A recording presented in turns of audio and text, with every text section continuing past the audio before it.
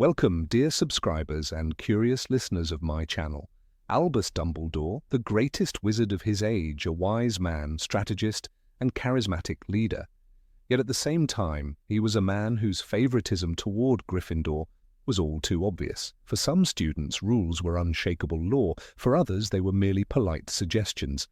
Some received second chances, while others faced harsh reprimands or even threats of expulsion. Coincidence? Hardly.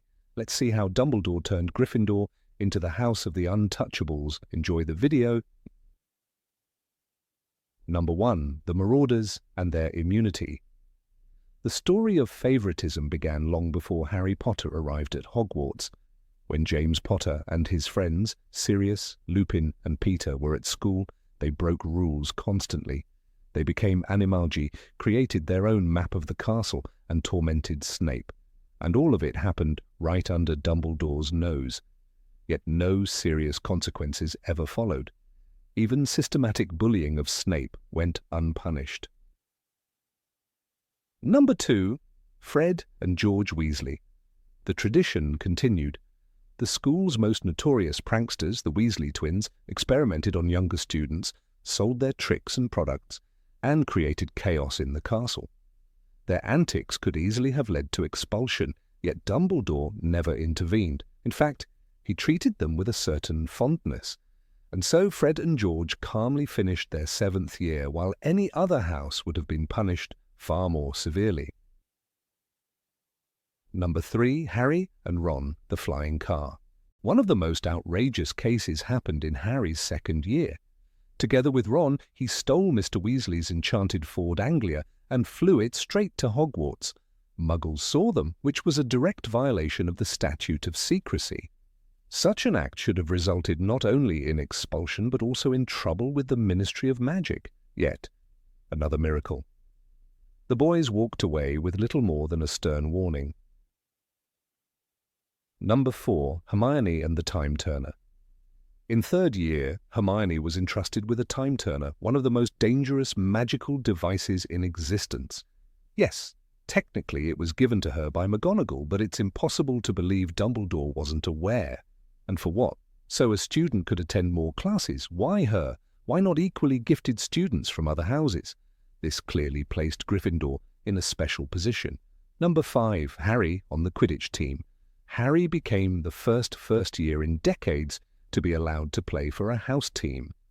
The rule was clear and strict: no first years. But Dumbledore made an exception. Yes, Harry had rare talent, but still. Why was the law rewritten for him?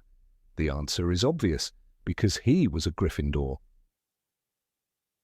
Number 6. Hermione and the stolen ingredients. Despite being a model student, Hermione broke rules whenever she felt it was for the greater good. Remember when she stole ingredients from Snape to brew Polyjuice Potion? Under a strict headmaster, that would have meant serious punishment. But, once again, Dumbledore stayed silent. Number 7. Harry and the Sectum Sempra curse. The most alarming case happened in 6th year, when Harry used an unknown curse against Draco Malfoy. Sectum Sempra nearly killed him. At Hogwarts, such an offence should have meant immediate expulsion. Yet nothing happened to Harry. Once again, Gryffindor's untouchable status was confirmed. Number 8. House Cup manipulation in favour of Gryffindor. The Great Hall was draped in green and silver. The banners of Slytherin hung proudly overhead, and their table roared with victory. For once, they had beaten Gryffindor at their own game. The House Cup was theirs. Then Dumbledore stood. His words silenced the hall, and with a smile he began awarding last-minute points. 10 for Neville, 50 for Ron, 50 for Hermione, and finally 50 for Harry.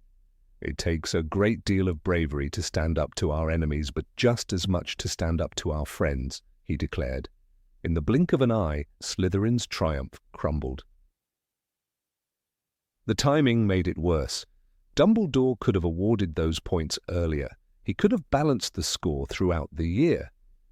Instead, he waited until the final feast, when the victory had already been celebrated, and then pulled it away in front of the entire school. To Slytherins, it was humiliation. To Gryffindors, it was triumph, snatched from the jaws of defeat. The lesson was clear. Even when you think you've won, Gryffindor will always be lifted higher. Number 9. Sending Harry to the Forbidden Forest as punishment. The punishment for breaking curfew in their first year was brutal. Harry, Hermione, Neville, and Draco were sent into the Forbidden Forest, a place full of centaurs, werewolves, and far darker creatures. It was hardly a detention. It was a death sentence wrapped in the name of discipline.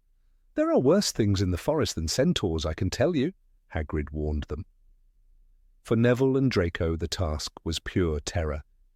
Yet for Harry, the forest became something else entirely, a path toward discovery. That night, Harry saw the hooded figure drinking unicorn blood. His scar burned, and he realized Voldemort was not gone, but lurking, desperate to return. This was no ordinary detention. It was a carefully arranged encounter that pointed Harry toward the Philosopher's Stone. What should have been punishment turned into an opportunity for him to play the hero. Neville shook with fear, Draco nearly bolted, but Harry was handed a glimpse of his destiny. The favoritism is hard to ignore. Why was Harry placed in such a situation at all? A teacher concerned with fairness would never use a student's detention to advance a secret mission. Yet that is exactly what Dumbledore allowed. The rules became tools, not to discipline, but to guide one Gryffindor boy toward his role as savior. For Neville and Draco, it was cruelty. For Harry, it was the first step in a larger story. Number 10. Special treatment of Ron in the Philosopher's Stone challenges. Ron Weasley was not known for brilliance in the classroom. His grades were average, and his temper often got the better of him. Yet when Harry and Hermione faced the enchanted defences guarding the Philosopher's Stone, Ron was given a starring role. He stepped onto the life-size chessboard and took command. "We're going to have to play our way across," he said, with sudden authority. The moment turned him from an ordinary student into a hero chosen for strategy, even though many Ravenclaws could have filled that role with greater skill. The game was deadly. Pieces shattered on impact, and Ron knowingly sacrificed himself to let Harry advance. It was brave, but also strangely convenient. Out of all the Gryffindors, why was Ron placed at the centre of this challenge? He was Harry's best friend, and that seemed to be enough. Dumbledore's trust extended not just to Harry, but to those closest to him, creating an invisible shield of favoritism around the trio. Imagine if another student had been nearby. A Ravenclaw like Terry Boot or even a clever Slytherin could have been sharper in strategy. But the moment was never offered to them. It was always Ron, Harry, and Hermione who were allowed to step forward. The stone was guarded for the safety of the entire wizarding world, yet the key test fell into the hands of a boy who had struggled to cast basic spells only weeks before. The aftermath only reinforced the favoritism. Dumbledore praised Ron alongside Harry and Hermione as though he were equal in brilliance and power. "There are all kinds of courage," he reminded the school at the year's end feast. True words, but the spotlight never left the Gryffindor table. Ron had been elevated beyond his abilities, not because of talent, but because he belonged to the circle Dumbledore favoured most. Number 11, allowing Harry and Hermione to save Sirius Black. When Sirius Black was captured at the end of Harry's third year, the verdict was clear. He was to be given the Dementor's kiss. No trial, no defence, no delay. Yet Dumbledore quietly told Harry and Hermione that there might be a way to save more than one innocent life tonight. He handed them permission to use the Time Turner, a device so powerful it was normally locked away by the Ministry.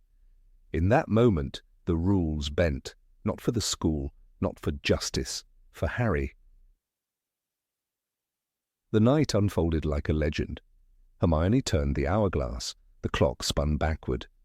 Together she and Harry freed Buckbeak from execution and broke Sirius from his cell in the castle. "You did it! You did it!" Sirius whispered, as he clutched Harry's shoulder before soaring into the night on the hippogriff's back. A man condemned was now free, thanks to the intervention of two students who had no business wielding time itself. But this gift was never offered to anyone else. What about the families who had watched their loved ones dragged off to Azkaban without cause? Barty Crouch Jr. had been thrown there as a teenager, barely given a hearing. Countless others suffered the Dementor's torment unjustly. Did Dumbledore ever whisper to a Ravenclaw or a Hufflepuff that they could twist time to save someone they loved? No, the privilege was reserved for the boy he favoured. It raises a painful question. Was this truly about justice, or was it about Harry? Dumbledore spoke of the greater good, yet when the chance came to use forbidden magic, he risked the fabric of time itself to rescue Harry's godfather. The world would remember it as a victory. But to anyone outside Gryffindor, it looked like yet another reminder that rules at Hogwarts were not iron laws. They were clay, moulded whenever Dumbledore wanted to protect his chosen few. Number 12. Gryffindor glorified after the Battle of Hogwarts. When the Battle of Hogwarts erupted, every house was tested. Curses flashed through the corridors, giants stormed the grounds, and students who had once only studied spells now fought for their lives. It wasn't just Gryffindors who stood their ground.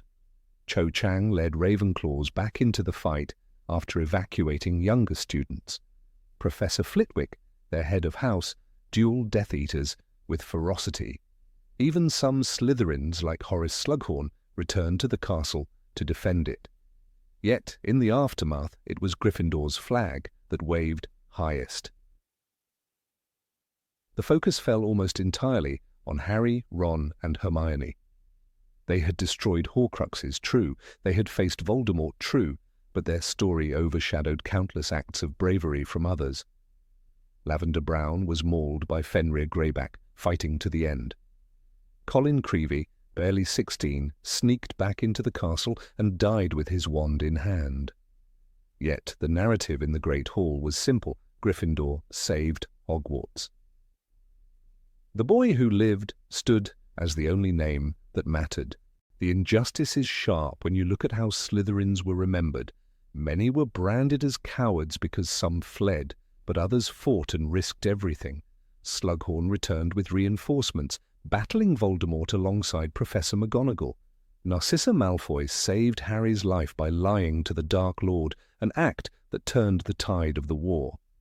These deeds rarely make it into the songs or the stories. They were real, and they were crucial. Yet history buried them beneath scarlet and gold. Even in death, Dumbledore's legacy seemed to favour his chosen house. The victory was retold as the triumph of Gryffindor's courage. Hufflepuff loyalty, Ravenclaw wit, and Slytherin cunning became footnotes. The truth is clear. The Battle of Hogwarts was won by all of Hogwarts, but the glory was handed to one house, while the others faded into the shadows of memory. Number 13, Harry allowed to stay in the Triwizard Tournament despite age restriction. Harry's name burst from the Goblet of Fire and the room fell silent. Everyone knew the rules. Only students over 17 could compete. Harry was 14. It should have been simple. Remove his name, explain the mistake, and protect him from a deadly tournament.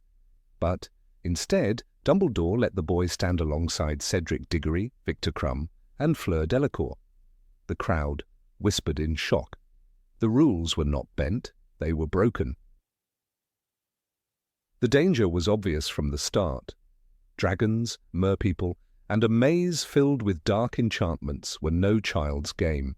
Yet Dumbledore insisted the rules are binding. Harry Potter must compete. The irony was painful. Rules had been flexible when Gryffindors bent them for fun, but suddenly when Harry's life was at stake, they became unchangeable. It was less about the law and more about the favoritism that shielded him. Cedric Diggory became the silent victim of this favoritism. A true champion, chosen fairly, yet forced to share the spotlight with a boy who should not have been there. "Well, we'll take it together," Cedric said in the maze, showing loyalty that cost him his life. If Harry had been removed from the tournament as logic dictated, Cedric might have lived. Dumbledore's decision put not only Harry but every champion in greater danger. The favoritism shone brighter when the teachers rallied around Harry. Moody guided him with hints. Hagrid showed him the dragons. Even Hermione and Ron eventually circled back to support him. But the real question lingers: why did Dumbledore not fight harder to pull his favorite student out of mortal peril? Because Harry was Gryffindor. And for Gryffindor, exceptions were not mistakes, they were traditions. Number 14, no leniency for Ravenclaw or Hufflepuff, only Gryffindor. When Luna Lovegood wandered the halls of Hogwarts with her eccentric outfits and dreamy words, she often became the target of ridicule. Even when she lost her shoes or was hexed by other students, the response from the staff was minimal. No one rushed to protect her or offer her special support. Compare this with Hermione Granger stealing ingredients from Snape's private stores for the Polyjuice potion. Such an act should have been a serious offense, yet Hermione received no punishment at all because she was part of the Gryffindor trio that Dumbledore trusted. Hufflepuffs faced the same imbalance. Take Zacharias Smith, who openly criticized Harry during Dumbledore's army meetings. His behavior was met with glares and annoyance, but no tolerance from authority figures. Yet when Fred and George tested dangerous joke products on younger students, their actions were brushed aside as mischief. Professor McGonagall scolded them, but Dumbledore never intervened. The favoritism was clear. Gryffindor misbehavior was colorful, others' mistakes were just wrong. The injustice is even more glaring in how the rules applied to Ravenclaws. Luna once tried to warn Harry about Thestrals, sharing her ability to see them after her mother's death. Her words were dismissed as odd ramblings even though she was speaking the truth. On the other hand, Harry was praised for noticing the very same creatures later. "You can see them too?" Luna asked, in Order of the Phoenix. Dumbledore never acknowledged her insight, yet Harry's discovery was treated as profound. The pattern repeated over and over. Gryffindors received gentle explanations, while Ravenclaws and Hufflepuffs were ignored or punished. The favoritism was not just subtle, it shaped the atmosphere of the school. The message was unmistakable. Being brave and wearing scarlet and gold earned you leniency. Being odd like Luna or hard-working like Cedric Diggory meant you had to fight for recognition. Number 15, turning a blind eye to Dumbledore's army. The moment when Harry Potter, along with Hermione Granger and Ron Weasley, founded Dumbledore's army remains one of the most controversial episodes of their years at Hogwarts.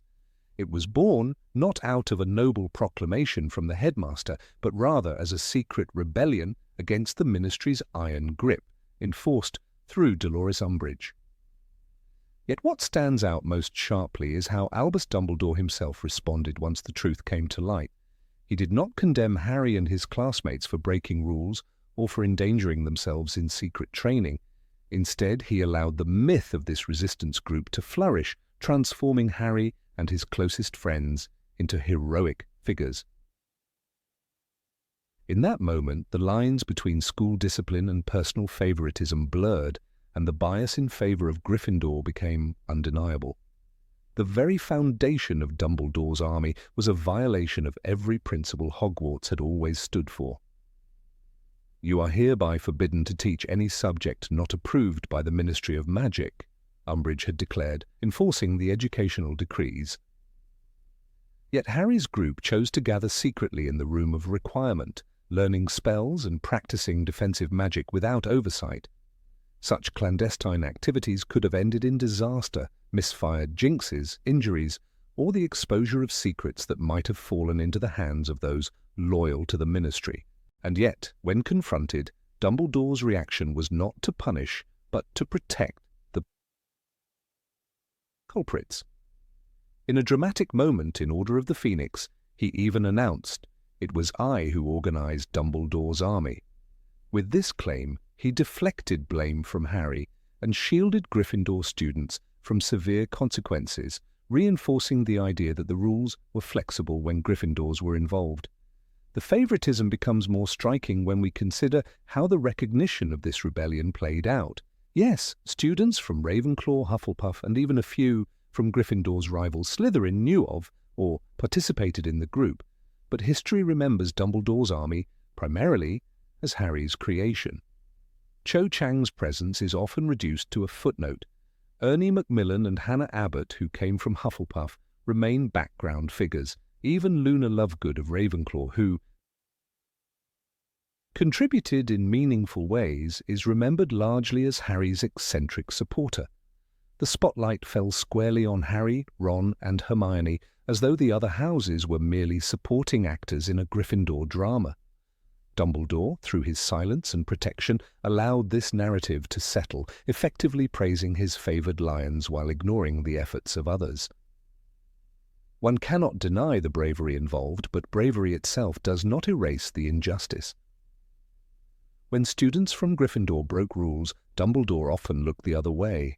Consider how he smiled knowingly when Harry admitted to venturing into forbidden places, or when Ron and Hermione joined him in schemes that bent school regulations. I must say, Professor Dumbledore, that your usual eagerness to overlook Gryffindor misdemeanors is a matter of public record, Professor McGonagall once remarked in exasperation. The case of Dumbledore's army elevated this selective blindness to an entirely new level. This was not sneaking into the restricted section or midnight wanderings. This was the creation of a full underground militia. The fact that the headmaster not only forgave but also glorified it revealed how deeply rooted his partiality for Gryffindor had become. Stinty. To grasp the weight of the bias, one must imagine what might have happened had a Slytherin student taken the lead in forming such a group. If Draco Malfoy or Pansy Parkinson had gathered students secretly to train in advanced magic without authorization, would Dumbledore have been so forgiving? Or would he have interpreted the group as a dangerous conspiracy? The answer seems clear. Slytherin students, already burdened with suspicion due to their house's reputation, would have faced immediate expulsion or harsher punishments. The headmaster's leniency toward Harry cannot be separated from the emblem of the lion stitched onto his robes. What makes this favoritism even more pointed is that the risk was real. Students practicing advanced spells, such as the Patronus Charm, shield spells, or hex deflections, placed themselves in potential danger. Neville Longbottom, who struggled initially with even simple incantations, could easily have been harmed. In fact, the moment Neville successfully produced a shield during practice is remembered as inspirational, but what if he had failed catastrophically? The responsibility for such outcomes would have fallen directly on the faculty who allowed it. Instead of disciplining Harry for assuming a role far beyond his age, Dumbledore subtly encouraged it, transforming the school into a stage for Gryffindor's triumphs. The narrative of Dumbledore's army, as preserved in the final battles of the series, further demonstrates how Gryffindors were placed at the center. During the Battle of Hogwarts, the DA stood as a symbol of resistance, and its leaders were, unsurprisingly, Gryffindor students. Harry was the face, Hermione the strategist, and Ron the steadfast ally. Even Neville's heroic stand on the bridge became, in the public memory, a continuation of Gryffindor courage rather than the collective bravery of a multi-house alliance. The broader contributions of Ravenclaw and Hufflepuff participants faded into the shadows. This distortion of recognition mirrors the favoritism that allowed the group to exist in the first place. Moreover, Dumbledore's army created divisions within the school rather than unity. Students from Slytherin were excluded almost entirely, feeding the cycle of suspicion and hostility between houses. By protecting and glorifying the DA, Dumbledore implicitly declared that Gryffindor's methods were acceptable, while Slytherin's alleged schemes were not. The balance between the houses, already fragile, was tilted further. One cannot ignore how this favoritism influenced the way the wider wizarding world viewed Hogwarts. Gryffindor became synonymous with heroism, while Slytherin remained the scapegoat for treachery. Number 16. Double standards with Snape's discipline toward Harry. Of all the controversies in the Harry Potter saga, few are as striking as the way Albus Dumbledore handled the disciplinary issues of Harry James Potter. The dynamic between Dumbledore, Harry, and Professor Severus Snape was not simply a matter of student and teacher. It was laced with history, resentment, and favoritism, so visible that even casual observers within Hogwarts could not miss it. Dumbledore's attitude towards Harry's infractions often created the impression that one set of rules applied to Gryffindor's star pupil, while an entirely different set weighed heavily upon others. For Severus Snape, who prided himself on discipline and rules, at least when those rules applied to students he disliked, the inconsistency was a bitter pill that fueled his own animosity. And yet for Harry, it created a sense of untouchability that raises questions about whether Dumbledore's favoritism was ever truly fair. The examples pile up quickly when one begins to examine Harry's school years. Take his very first year at Hogwarts. Harry, Ron Weasley, and Hermione Granger broke an extraordinary number of rules. Wandering the castle at night, dueling in secret, sneaking into the restricted section of the library, and ultimately descending through the trapdoor to reach the stone. By every measure of school policy, each of these actions should have brought serious punishment. Snape, ever watchful, attempted to stop them at several turns, scolding Harry for his arrogance. And yet, when the dust settled, Harry's house was not punished. Instead, in the climactic awarding of the House Cup, Dumbledore chose to give Gryffindor additional points even after Harry had risked expulsion several times over. His final declaration, "It takes a great deal of bravery to stand up to our enemies, but just as much to stand up to our friends." As he granted points to Neville, Longbottom may have sounded noble, but to those in Slytherin who had followed the rules all year, it was an outrageous display of bias. Harry's recklessness had been rewarded, not condemned. Snape himself expressed his fury during that moment, his face twisted in barely concealed rage. One must imagine what it felt like for him, sitting in the Great Hall as the banners changed from Slytherin green to Gryffindor red, realizing that his house had been robbed of a hard-earned victory because the headmaster wished to praise the very students who had broken into forbidden chambers. It is difficult to argue that Harry's actions, however brave, were compatible with discipline. If any Slytherin had attempted the same stunts, there is no doubt Snape would have punished them harshly. Yet Dumbledore's word was final, and Harry once again walked away as a hero. The pattern repeated itself during Harry's second year. When the students of Hogwarts were terrorized by the opening of the Chamber of Secrets, Harry ignored nearly every rule of the school to investigate. He sneaked into professors' offices, brewed Polyjuice Potion illegally with Hermione and Ron, and wandered through corridors under the invisibility cloak. Snape suspected his involvement, and when Harry and Ron were found near the scene of the petrified Justin Finch Fletchley, Snape pressed McGonagall and Dumbledore for punishment. His argument was clear: if Potter and Weasley were up to something, I'd stake my reputation on it.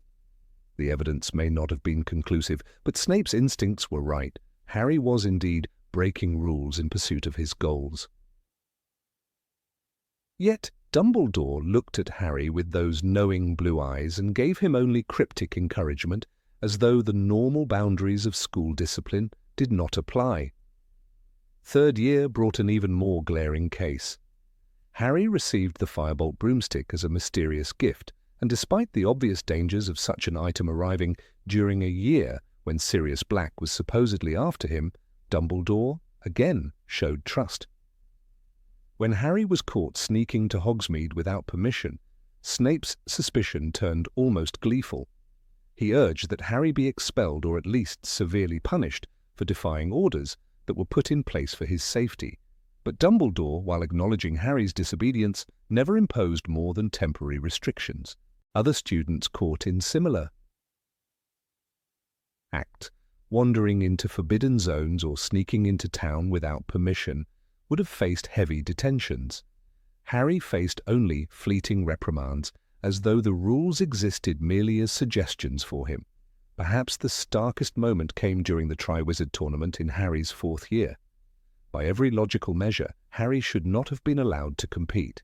He was underage, and his name had supposedly been placed in the Goblet of Fire by someone else. The fair response would have been to remove him for his own safety. Yet Dumbledore, rather than disqualifying him, insisted he compete.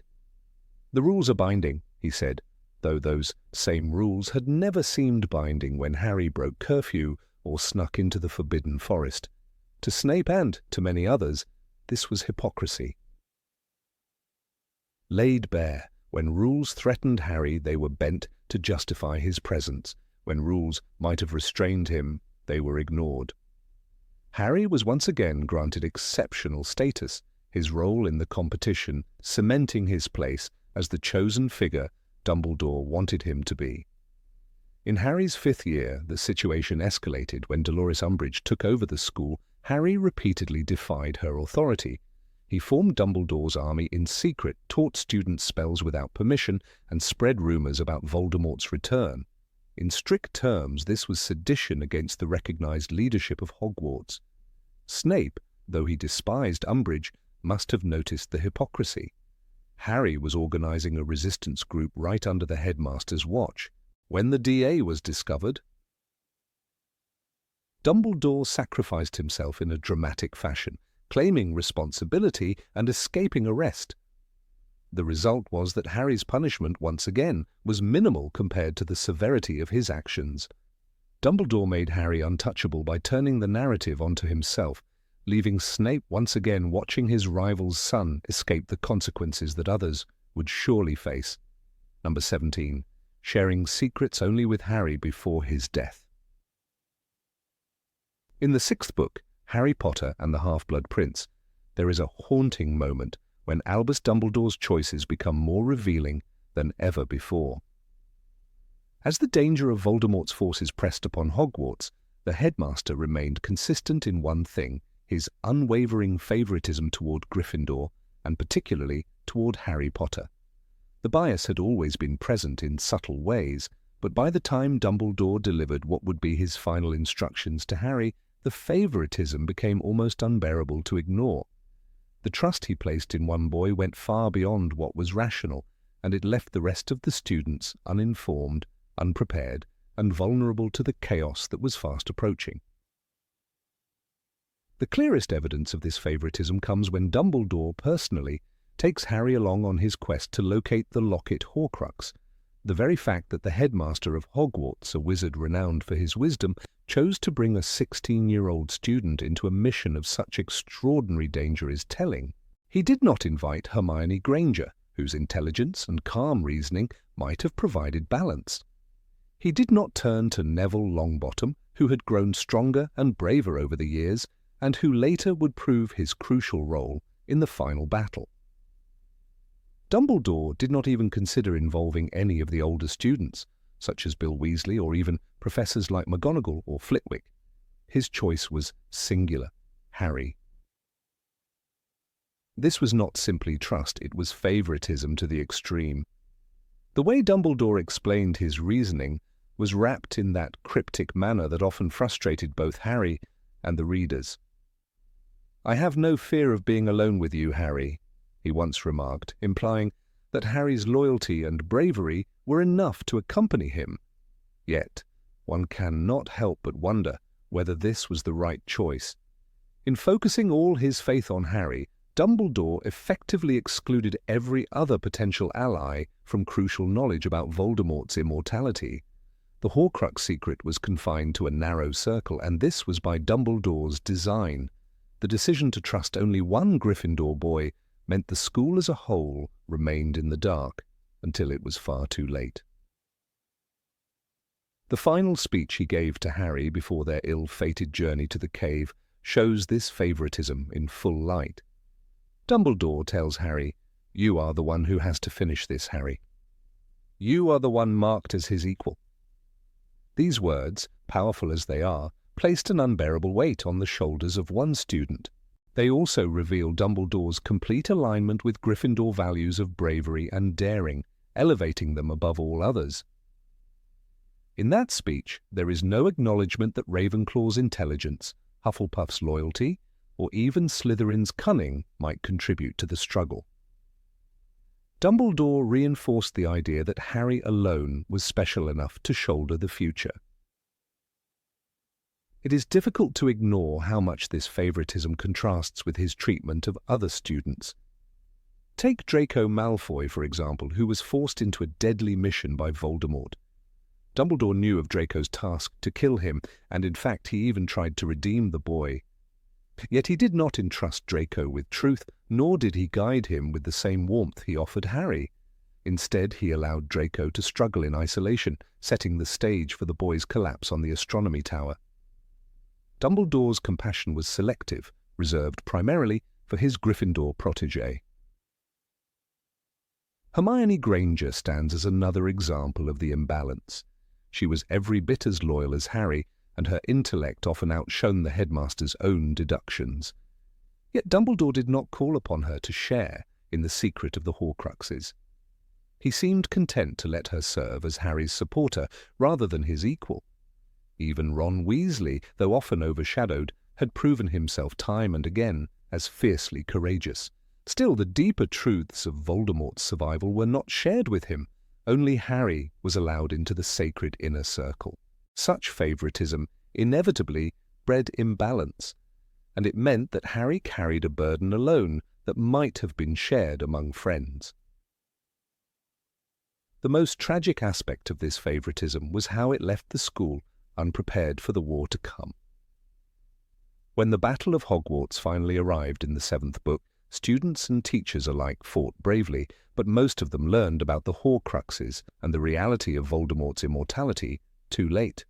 The bloodshed that followed might have been lessened if Dumbledore had trusted more than one student. If he had explained to Hermione, or even to the Order of the Phoenix, the full extent of Voldemort's secret, the fight could have been fought with clarity instead of desperate improvisation. His silence was a choice, and that choice stemmed from his devotion to Harry above all others. It is important to recall how Harry himself reacted to this favoritism. Though honored by Dumbledore's trust, he was also weighed down by it. In the cave, when Dumbledore drinks the cursed potion, Harry is forced to take responsibility beyond his years.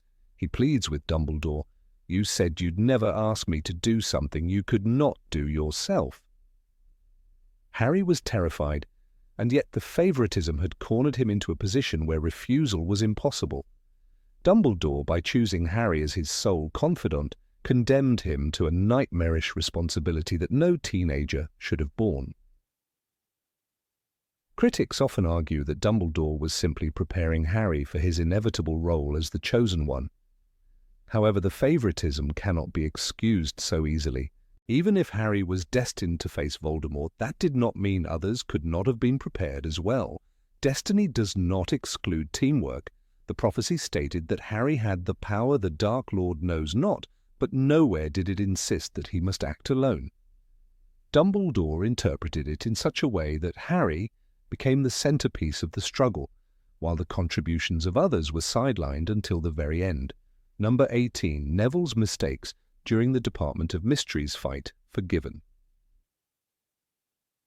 In the labyrinthine chambers of the Department of Mysteries, the night when Harry Potter and his friends faced the Death Eaters remains one of the most chaotic and perilous episodes in the entire saga. It was a clash of youth and inexperience against dark forces hardened by years of service to Voldemort. Among the 6 students who followed Harry, Neville Longbottom's presence stands out in a peculiar way. His bravery was unquestionable, but his performance that night was riddled with mistakes and misfortunes that constantly endangered the group. And yet, when all was over and the consequences settled, Dumbledore showed no signs of reproach. This silence would have been unimaginable if another student, particularly one outside of Gryffindor, had committed the same reckless acts. Here lies the clear favoritism, a pattern often glossed over but undeniable in its implications.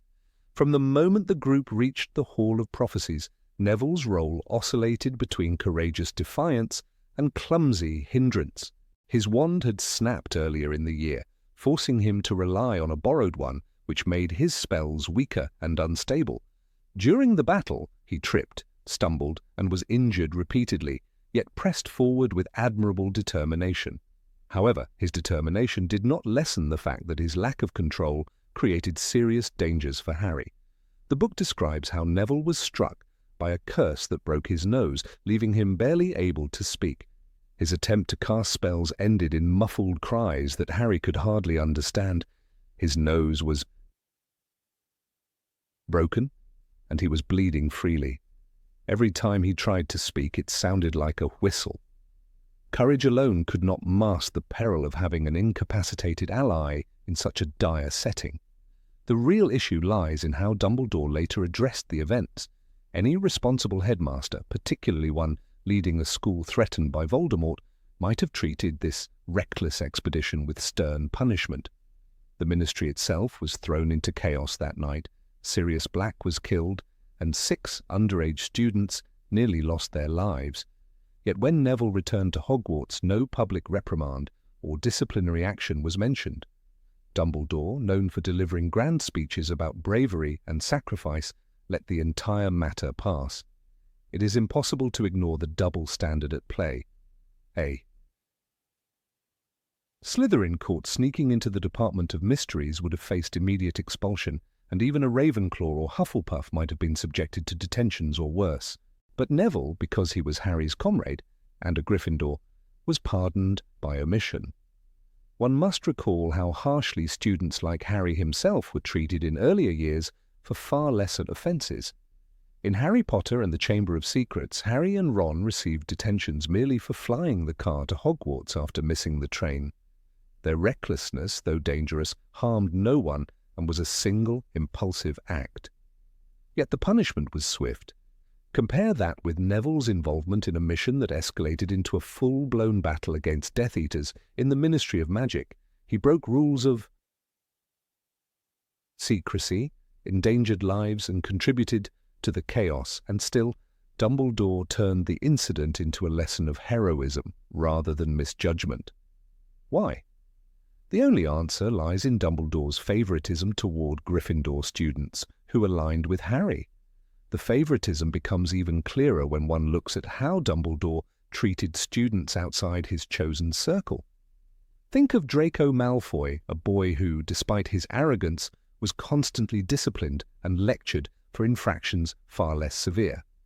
Even in Harry Potter and the Half-Blood Prince, when Draco was clearly manipulated into a dangerous plot by Voldemort, no leniency or open sympathy was shown. Dumbledore's interactions with Draco were tinged with suspicion, even though Draco was under duress. Neville, however, who willingly followed Harry into the Department of Mysteries, received nothing but silent approval. This inconsistency reveals not justice, but a selective standard where Gryffindor bravery is celebrated while other houses' mistakes are condemned. What makes Neville's case striking is that he did not even belong to Harry's inner circle of closest allies before this mission. Unlike Hermione and Ron, who had proven their loyalty through countless trials, Neville often stood in the background, remembered more for his forgetfulness and clumsiness than his accomplishments. The night in the Department of Mysteries changed perceptions of him, but only because Dumbledore allowed it to. Instead of being reprimanded, Neville was elevated as a symbol of hidden courage. The narrative shifted from his errors to his persistence. By refusing to acknowledge Neville's recklessness, Dumbledore created a heroic tale where there should have been accountability. The irony is that Neville himself recognized his shortcomings that night. His broken nose, his inability to articulate spells, and his near-constant need for Harry's help were humiliations he carried quietly. Harry, burdened with protecting both his friends and the prophecy, had to bear the additional strain of keeping Neville alive. Neville was clutching his stomach, blood streaming from his face, but he staggered forward at Harry's side. Such descriptions are heartbreaking, but they also underscore how Neville was more of a liability than an asset in that battle. Yet, Dumbledore's silence transformed his weakness into valor. It was not entirely fair to Neville either. for it ignored his genuine need for training and guidance. The favoritism also undermined the authority of the school's rules. Hogwarts was supposed to be a place of order where students were taught discipline as much as magic. By ignoring Neville's recklessness, Dumbledore sent a message that rules could be bent, even broken, if one's house colours were scarlet and gold. It is no coincidence that Gryffindor students had a long record of infractions excused in the name of bravery. From Harry's repeated rule-breaking to the Weasley twins' outrageous pranks, the culture of leniency toward Gryffindor became a defining trait of Dumbledore's leadership. Neville's case in the Department of Mysteries was simply another chapter in this ongoing narrative. There is also the matter of Sirius Black's death. The entire expedition to the Ministry was built on a deception. Voldemort lured Harry into believing Sirius was in danger. The cost of that mistake was Sirius's life, a tragedy that shook the entire Order of the Phoenix. Had Neville or any of the other students died in that battle, the weight of responsibility would have been even heavier. Yet Dumbledore never publicly admitted that allowing children to fight Death Eaters was reckless. Instead, the night was reframed as a story of youthful bravery. Neville, who arguably should have been scolded for his involvement, became an unsung hero.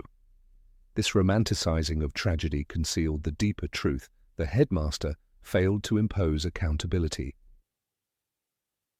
Quotes from the book reveal how close Neville came to disaster. At one point, when Bellatrix Lestrange attempted to torture Neville with the Cruciatus curse, Harry's desperation was palpable.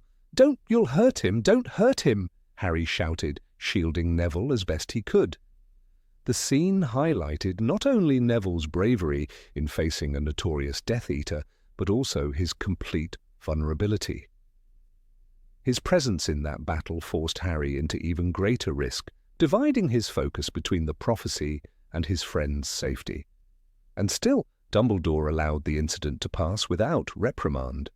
It was as if the suffering endured was itself seen as enough penance, absolving Neville of all rule-breaking. A closer look at Dumbledore's motivations reveals his pattern of valuing symbolic gestures over practical discipline. By shielding Neville from punishment, he reinforced the idea that ordinary students could rise to extraordinary bravery. Neville's participation allowed Dumbledore to demonstrate that the resistance against Voldemort was not limited to prodigies like Harry. It was a message crafted for the broader wizarding world, one of hope and inclusivity. But the cost of this symbolic narrative was fairness. The headmaster bent the rules to preserve an inspiring story, regardless of whether it undermined justice. If the roles had been reversed and a Slytherin student had followed Harry into the Department of Mysteries, the outcome would have been radically different. Imagine if it were Blaise Zabini or Pansy Parkinson injured and causing chaos during the mission. The immediate reaction would not have been admiration for their courage, but condemnation for meddling in affairs beyond their capacity. Dumbledore's favoritism ensured that Gryffindor bravery was glorified, while similar actions by other houses would have been vilified. Neville's leniency was not earned equally. It was granted by association. The consequences of such favoritism ripple outward. Students from other houses witnessed the incident and undoubtedly noticed the disparity. Hufflepuffs, known for loyalty, and Ravenclaws, renowned for discipline, could not have failed to see that their sacrifices would be measured differently. Even within Gryffindor, this leniency set a precedent that rules could be ignored without consequence. The moral authority of Hogwarts was compromised, and Dumbledore's reputation as a just leader dimmed in the shadows of his partiality. Neville's case was not an isolated oversight, but part of a systemic pattern. Looking back, Neville's transformation into a heroic figure during the Battle of Hogwarts is often celebrated, yet one cannot dismiss the earlier episode in the Department of Mysteries, where his clumsiness endangered his friends and his forgiveness revealed Dumbledore's bias. It is true that Neville's courage eventually justified Dumbledore's faith in him, but at the time of the Ministry battle, such faith was premature and unfairly applied. The leniency shown to him then was not a reflection of justice, but of favoritism cloaked in the language of bravery. In the end, the indulgence granted to Neville in the Department of Mysteries was a telling moment of Dumbledore's selective vision. It demonstrated how the headmaster often prioritized the myth of Gryffindor courage over the reality of accountability. Neville Longbottom's injuries and mistakes should have sparked a conversation about preparedness and responsibility. Instead, silence reigned, and the legend of bravery triumphed. It was a choice that served Dumbledore's narrative, but it left the truth about favoritism standing in plain sight, a reminder that justice at Hogwarts was never truly blind. Number 19. Ron praised for breaking rules during wizard chess. In the first book of J.K. Rowling's saga, Harry Potter and the Philosopher's Stone, the moment of Ron Weasley's sacrifice during the giant game of wizard's chess has been immortalized in the memories of readers.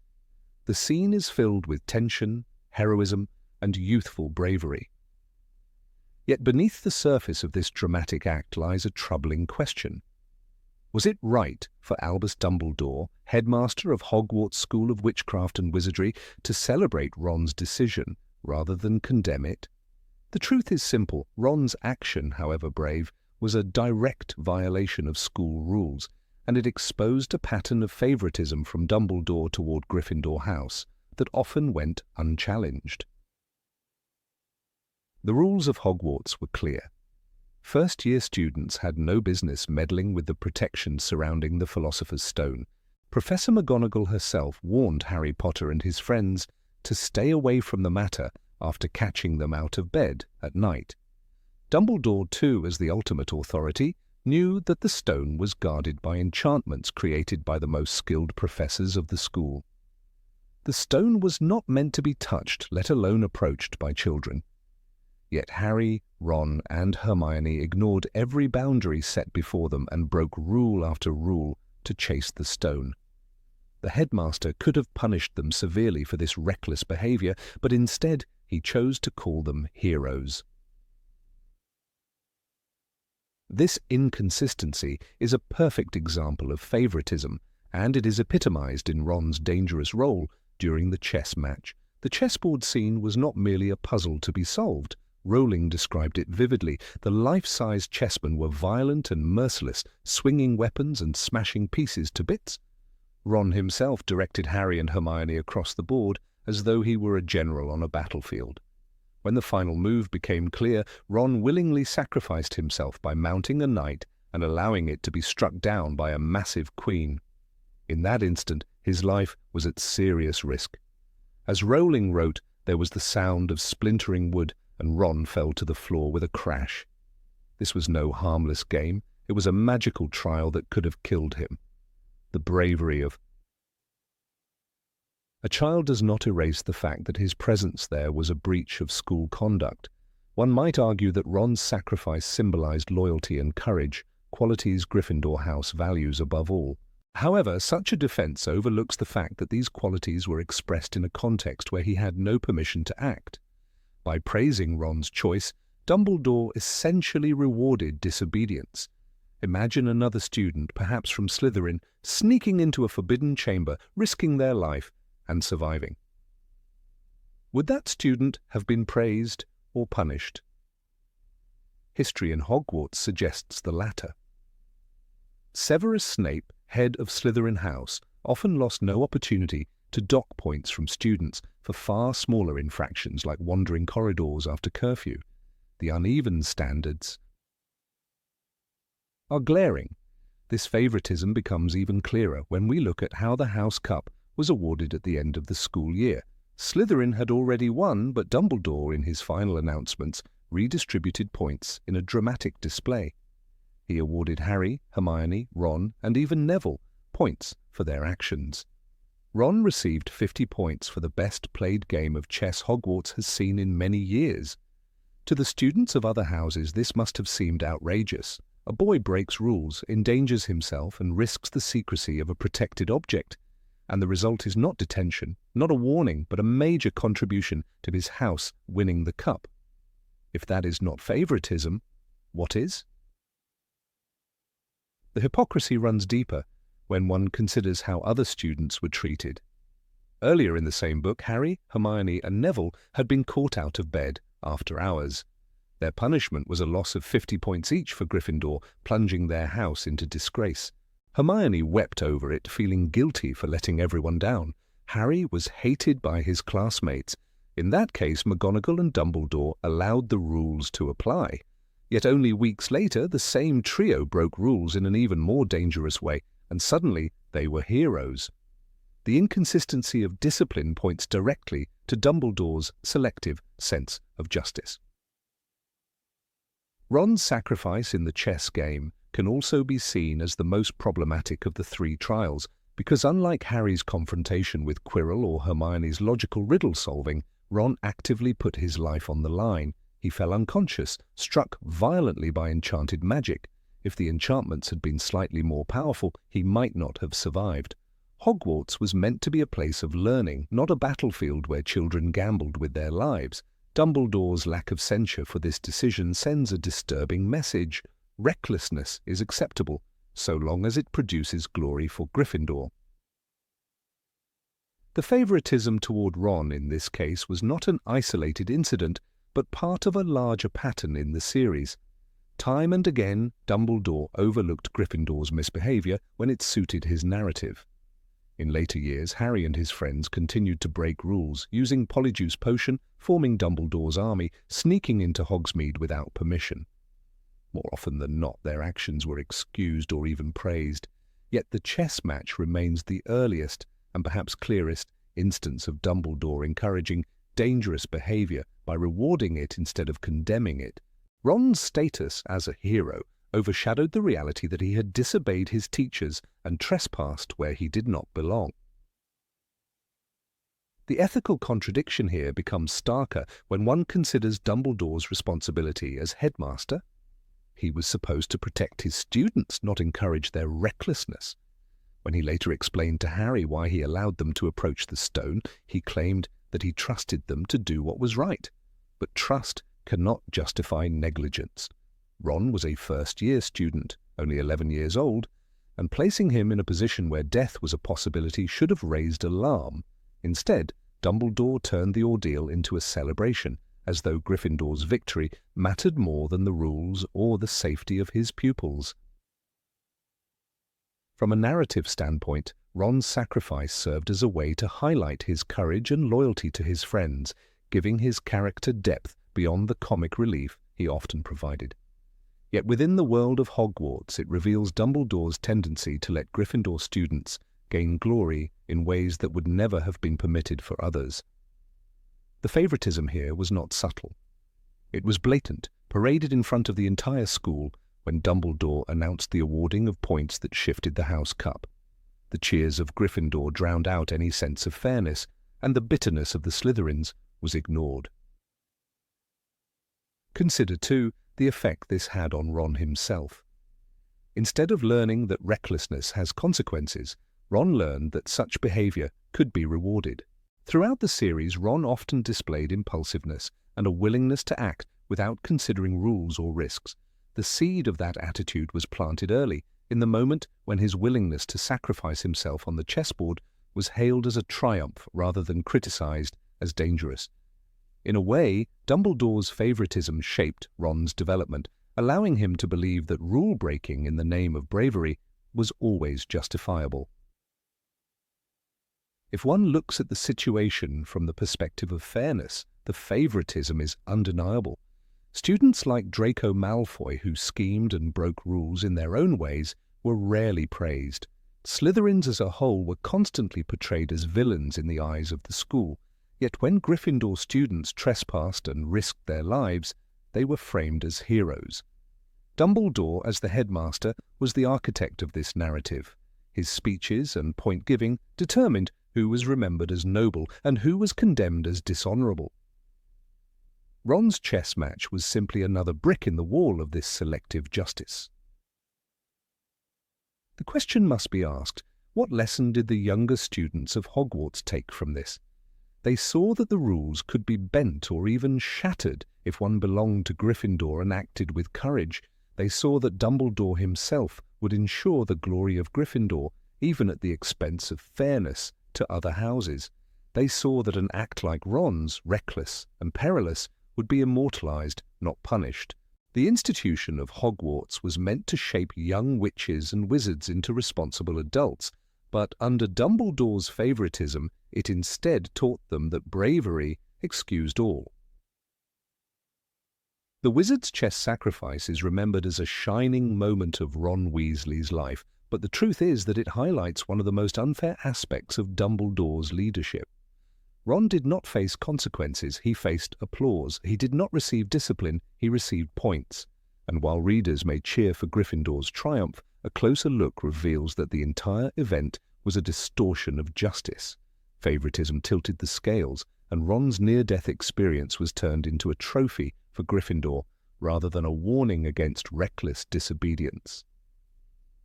Number 20. Siding with Harry against Malfoy in disputes. When examining the long saga of Harry Potter at Hogwarts, one cannot ignore how frequently Albus Dumbledore's leadership seemed to tilt toward Gryffindor, particularly when disputes arose between Harry Potter and Draco Malfoy. The rivalry between these two boys was not a minor squabble, it was a central tension running through their years at the school. Yet what raises eyebrows is not the existence of their conflict, but the way in which the authority figures, from professors to the headmaster himself, often treated Gryffindor's champion with a leniency that his Slytherin rival rarely received. From their very first encounters, the atmosphere was weighted in Harry's favor, as if the narrative of the school demanded that Gryffindor, and therefore Harry, should always emerge with a moral victory. This favoritism was not hidden, it unfolded in front of the entire student body, sending a message that the same action would be judged differently depending on the house colors stitched onto the culprit's robes. Consider their first real clash during their flying lesson in Harry Potter and the Philosopher's Stone. Draco seized Neville Longbottom's dropped Remembrall and soared into the air, taunting Harry with his superior flying skills. Harry's reaction was immediate and reckless. He took off into the sky without permission, disobeying Madame Hooch's explicit instructions not to fly in her absence. In any other circumstance, such an act of open defiance from a first-year student would have been grounds for suspension or at least severe punishment. Yet what happened instead? Professor McGonagall, visibly furious at first, did not penalize Harry at all. On the contrary, she celebrated his daring by recruiting him for the Gryffindor Quidditch team. Draco, who had been cruel in provoking Neville, was scolded, but Harry's equal disregard for authority was transformed into a badge of honor. McGonagall's decision, backed by Dumbledore's silent approval, cemented the perception that Harry's disobedience was excusable, even admirable, while Draco's mischief was always framed as malicious. This double standard became even clearer during their infamous duel challenge later in the same book. Draco lured Harry into a midnight confrontation, intending to trap him. Both boys were equally guilty of breaking curfew, and both carried motives that were less than pure. Yet when Harry and his friends were caught wandering the corridors, the narrative once again painted Draco as the schemer and Harry as the brave boy who had merely responded to provocation. Professor McGonagall punished Gryffindor heavily for losing points, but the indignation from Harry and his friends was directed at Draco, as though he alone bore responsibility. When the dust settled, no one seriously questioned why Harry continued to be seen in a noble light despite choosing to meet Draco in a forbidden duel, an act that could have endangered them all. The bias was not just in punishments, but in the perception of who was right and who was wrong. By the time the Triwizard Tournament arrived in Harry Potter and the Goblet of Fire, the favoritism had grown into an unspoken law. Draco's hostility toward Harry intensified, and he often expressed it through petty insults and public mockery. Yet when Harry retaliated, sometimes just as cruelly, his actions were framed as witty, brave, or even justified. For instance, when Draco sneered at Harry during the weighing of the wands, it was Malfoy who was called a slimy git in front of others, while Harry's sharp tongue was applauded for standing up to a bully. The text reveals how bias seeped into every corner of Hogwarts life. "He's jealous," Hermione would claim, and the narrative supported her. But what if the same words had been applied to Harry?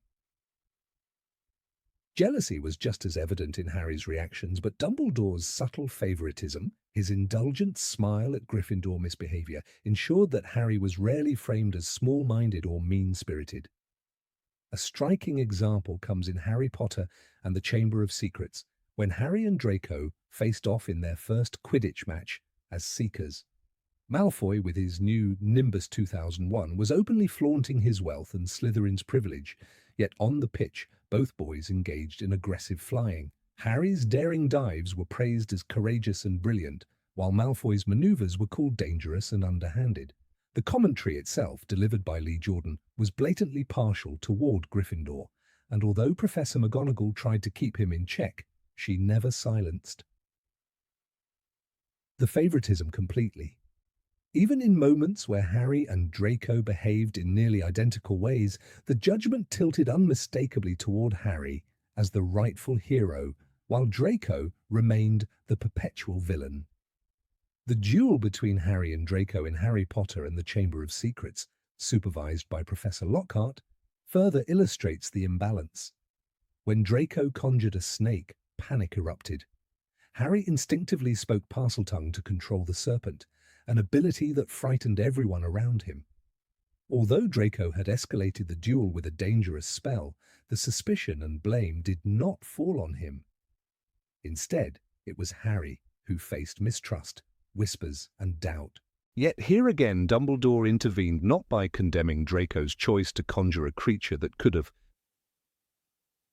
seriously harmed another student, but by shifting attention to the mystery of Harry's powers. Malfoy's aggression was normalized because he was already cast as the antagonist, while Harry's every move was filtered through the lens of prophecy and destiny.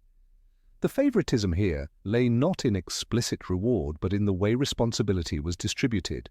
Draco's malice was expected, Harry's mistakes were explained away as signs of something larger. Another memorable clash occurred in Harry Potter and the Prisoner of Azkaban during the incident with Buckbeak the Hippogriff. Draco deliberately insulted the creature, ignoring Hagrid's warnings, and was injured as a result. Yet the aftermath was telling. Harry and his friends rallied to Hagrid's defense, portraying Draco as the spoiled boy who deserved what he got. However, the facts remain. Harry had been equally reckless in his own handling of magical creatures, but never suffered the same level of criticism. The favoritism was not just institutional, but cultural within the school. Teachers and students alike were quick to excuse Gryffindor recklessness as bravery, while branding Slytherin recklessness as arrogance or stupidity. Dumbledore, though aware of this culture, never acted to correct it. His silence endorsed the bias. When Draco and Harry clashed during the Quidditch match in Prisoner of Azkaban, tensions boiled over again.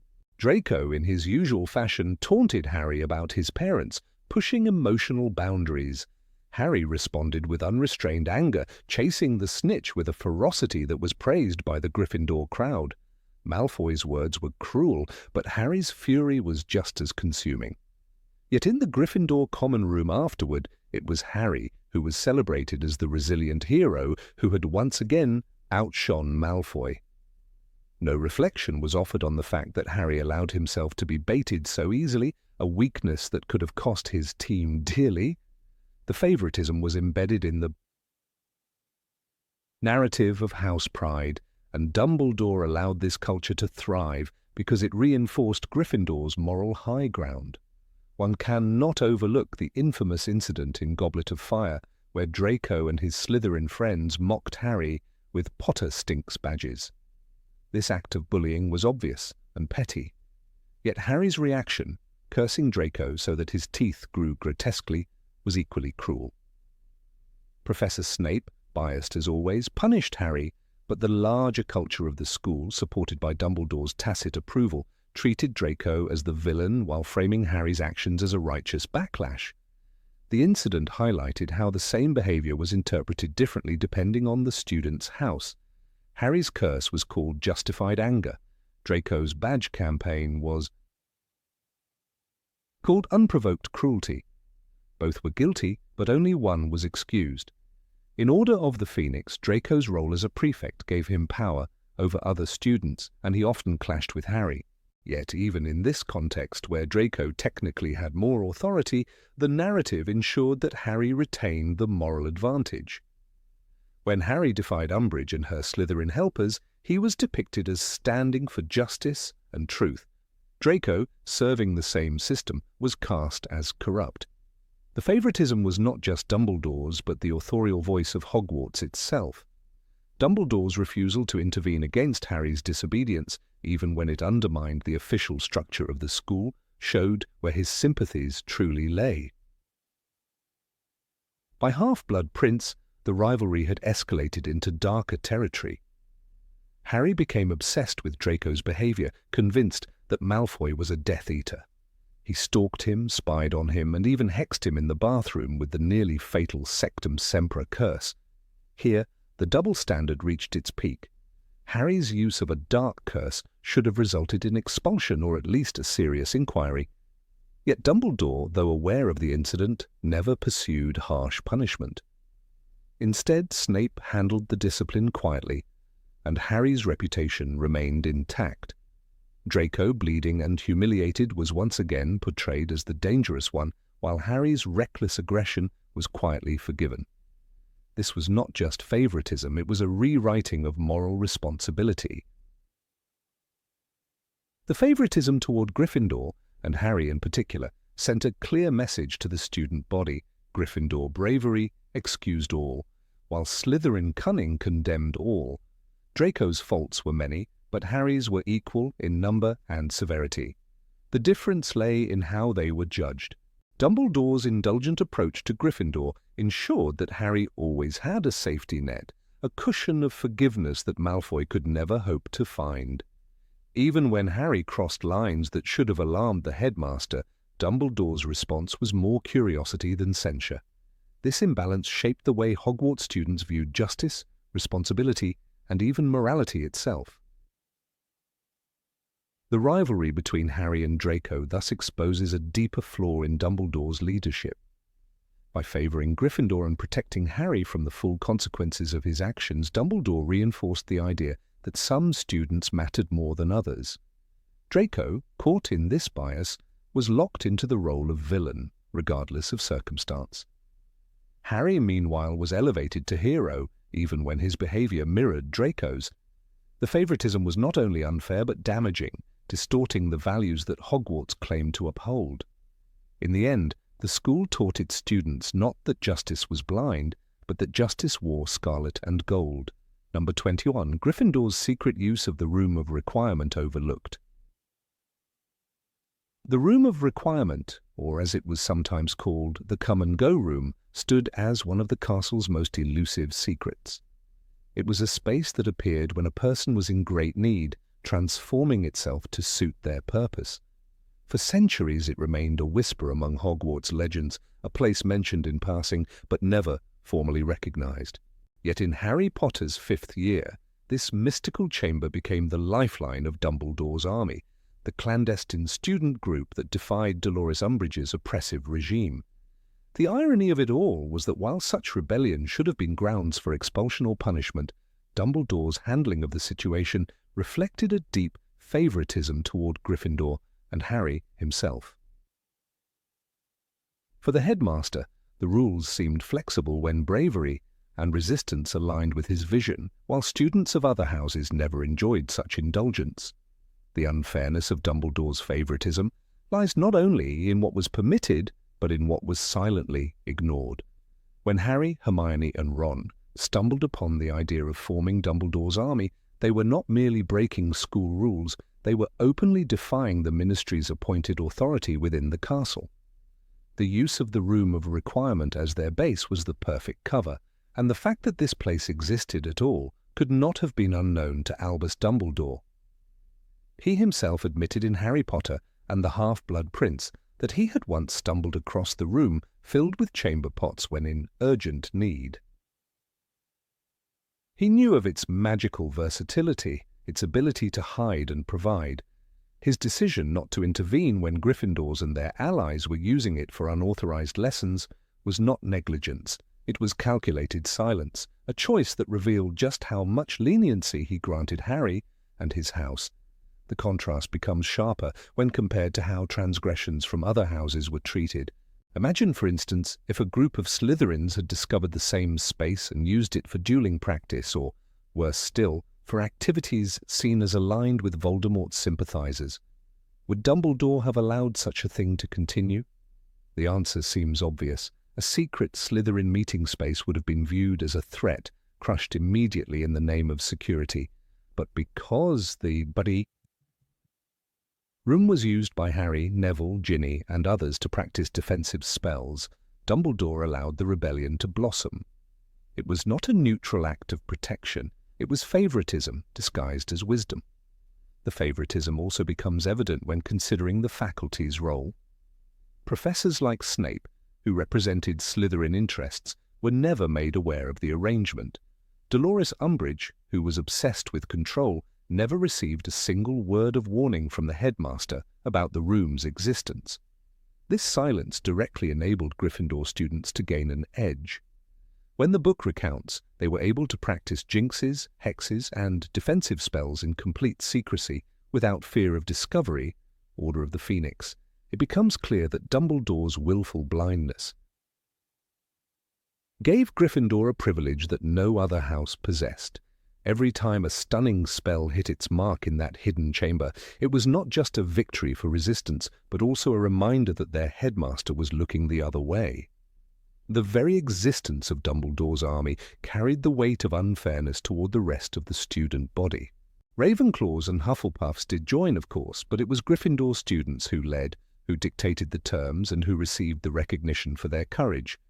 The narrative of rebellion always placed Harry and his house at the center, while other houses became supporting actors. The fact that Harry could gather dozens of students under Umbridge's nose without real consequence shows how Gryffindor's actions were shielded by the headmaster's reputation. When Umbridge finally discovered the meetings, she accused Harry of treason against the ministry, yet Dumbledore stepped in to take the blame upon himself. It was he who declared, "It was I who taught them, it was I who organized it." Order of the Phoenix. This extraordinary move protected Harry once again, a shield of authority that no other student in Hogwarts could have expected. The scale of injustice can be better appreciated when considering the rules of Hogwarts itself. The castle maintained strict codes of behavior, from curfews to forbidden areas.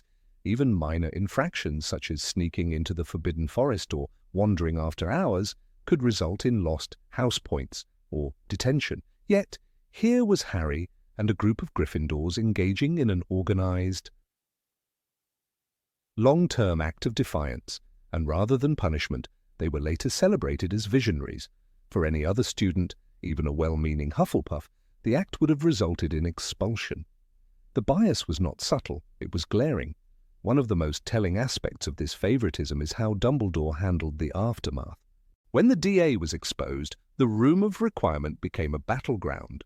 Still, Dumbledore refused to condemn Harry's initiative, even though it jeopardized the school's safety and brought the wrath of the ministry down upon Hogwarts. To an impartial leader, such rebellion would have been viewed as reckless. To Dumbledore, it was a necessary step in the larger fight against Voldemort, and so Harry's insubordination was reframed as bravery. Once again, Gryffindor broke the rules, and once again the headmaster recast their defiance as moral superiority. The favoritism toward Gryffindor through the Room of Requirement also had psychological effects on the other houses. Students in Ravenclaw and Hufflepuff who joined Harry's cause might have felt the empowerment of learning real defensive magic, but they also knew that they were guests in a rebellion that belonged to Gryffindor. Their participation did not erase the reality that their leaders were all lions, that their successes would be written into Gryffindor's legacy. Even Neville Longbottom, whose heroism grew exponentially within the DA, was forever tied to the Gryffindor narrative. For a Slytherin student, such opportunities never even existed. Their path was defined by suspicion and restriction, not by secret leniency. The hypocrisy in Dumbledore's favoritism comes into sharper focus when examining the danger posed by DA activities. Students were practicing spells that could cause harm: stunning, disarming, shielding. They were arming themselves for combat under the guise of defense. If safety had truly been Dumbledore's concern, he could never have tolerated it. He must have known that the practice sessions carried risks, both in terms of accidents and in terms of political fallout. Yet he silently permitted it, even admired it. For him, Gryffindor courage was worth bending the rules. This is favoritism in its purest form, when the same act that would be condemned in another context becomes praiseworthy simply because of who performs it. The double standard grows even more glaring when reflecting on Severus Snape's constant policing of Harry. Snape enforced discipline ruthlessly, and his punishments often felt excessive. Yet in a strange way, he was upholding the principle of fairness more than Dumbledore was. Snape treated Harry with suspicion because Harry repeatedly broke the rules. The irony is that Snape's severity exposed the indulgence of the headmaster. Where one teacher tried to hold the line, the headmaster quietly erased it for his favoured house. The favouritism extended beyond practical consequences to moral framing. Dumbledore often spoke of Gryffindor's bravery as a virtue, a force that would change the world. He encouraged Harry's defiance by constantly placing him in positions of responsibility far beyond his years. The DA was just another iteration of this pattern. Instead of restraining a group of teenagers from waging their own underground war, he allowed the legend to grow. The end result was a distorted sense of justice within Hogwarts. Gryffindor rule-breaking was heroic, while Slytherin ambition was villainous. The Room of Requirement became the physical embodiment of this injustice, a sanctuary for Gryffindor's defiance that would never have been tolerated for others. The story also raises questions about the integrity of leadership. A headmaster's role is to maintain balance, to ensure that every student receives equal protection and accountability. Dumbledore failed in this regard. By letting Gryffindor wield the secret power of the room, he tilted the scales. His silence was not impartial wisdom, but selective indulgence. In doing so, he fractured the very ideals of fairness that Hogwarts was supposed to stand for. Students from other houses must have seen the imbalance, must have realized that courage earned leniency while cunning or loyalty earned scrutiny. Even in retrospect, when the war against Voldemort justified many of Harry's actions, the favoritism remains troubling. It is true that Dumbledore saw the larger picture, that he recognized the inevitability of conflict and the necessity of preparing students for it.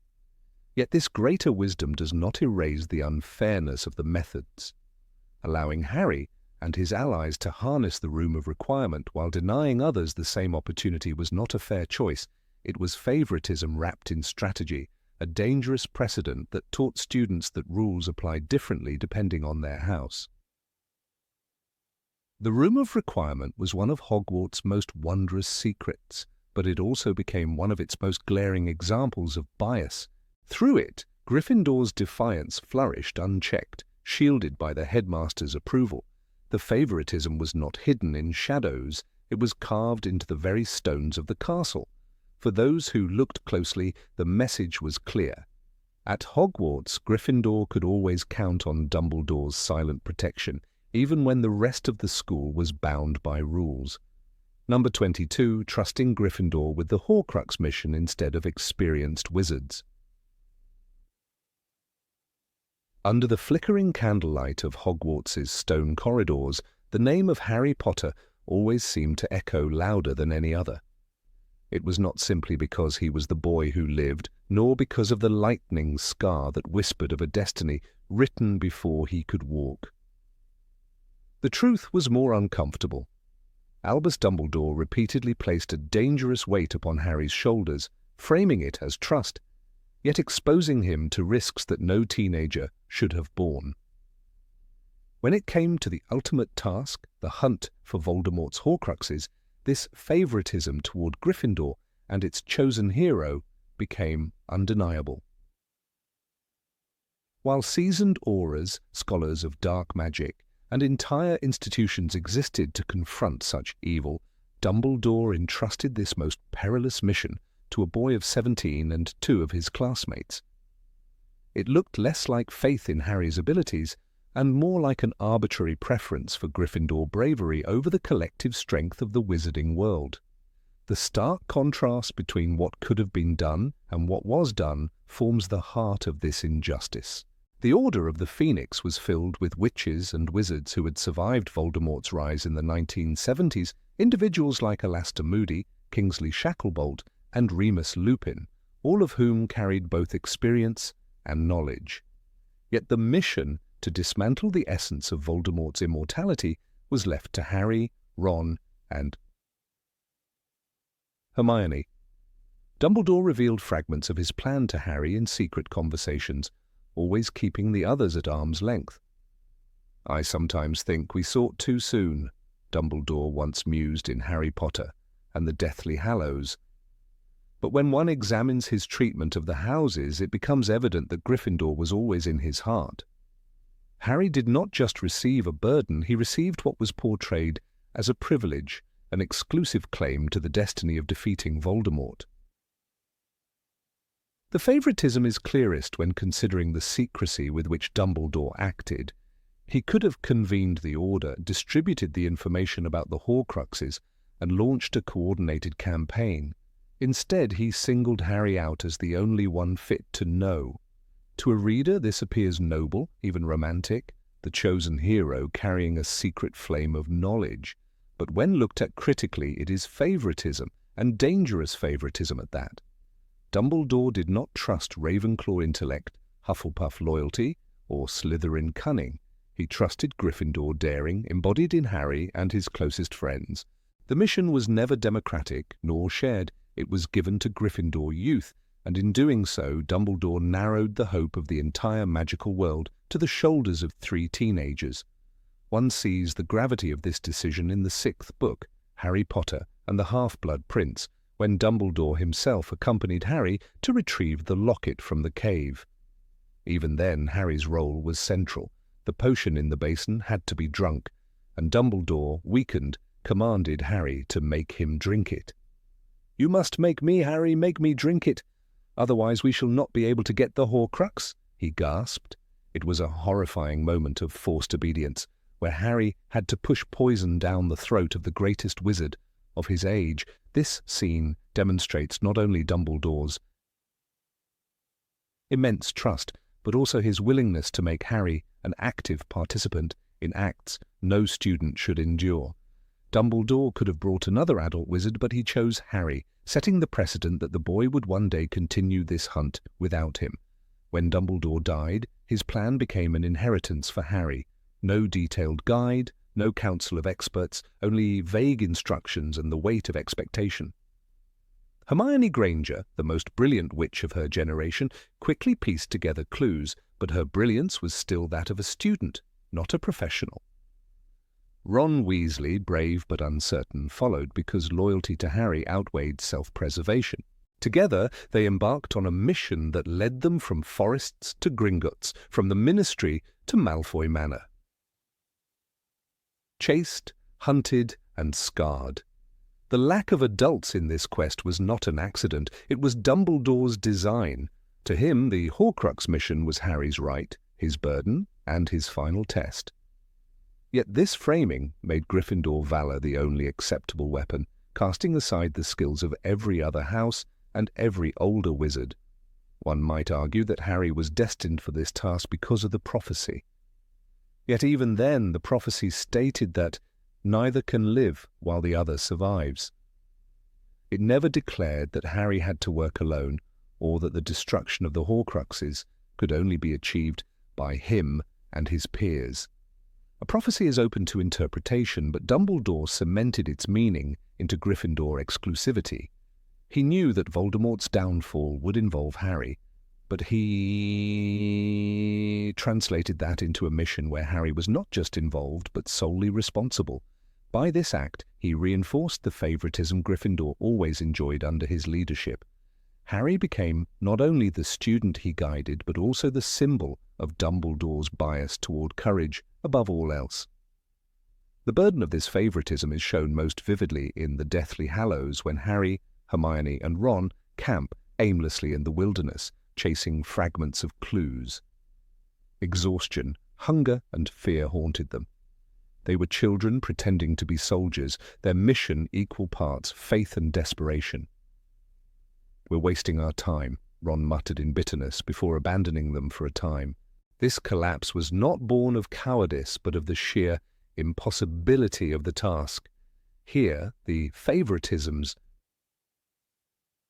cruelty emerged. Gryffindor valor had limits, and those limits nearly destroyed their friendship. If Dumbledore had equipped the Order with the truth, if he had trusted more than his favored Gryffindors, this burden might have been shared, and the suffering lessened. In addition, the privilege of saving the world came with psychological scars. Harry carried the deaths of Dobby, Hedwig, Fred, and countless others as if they were his personal failures. He often blamed himself for every life lost in the war. This sense of guilt was compounded by the secrecy Dumbledore had enforced.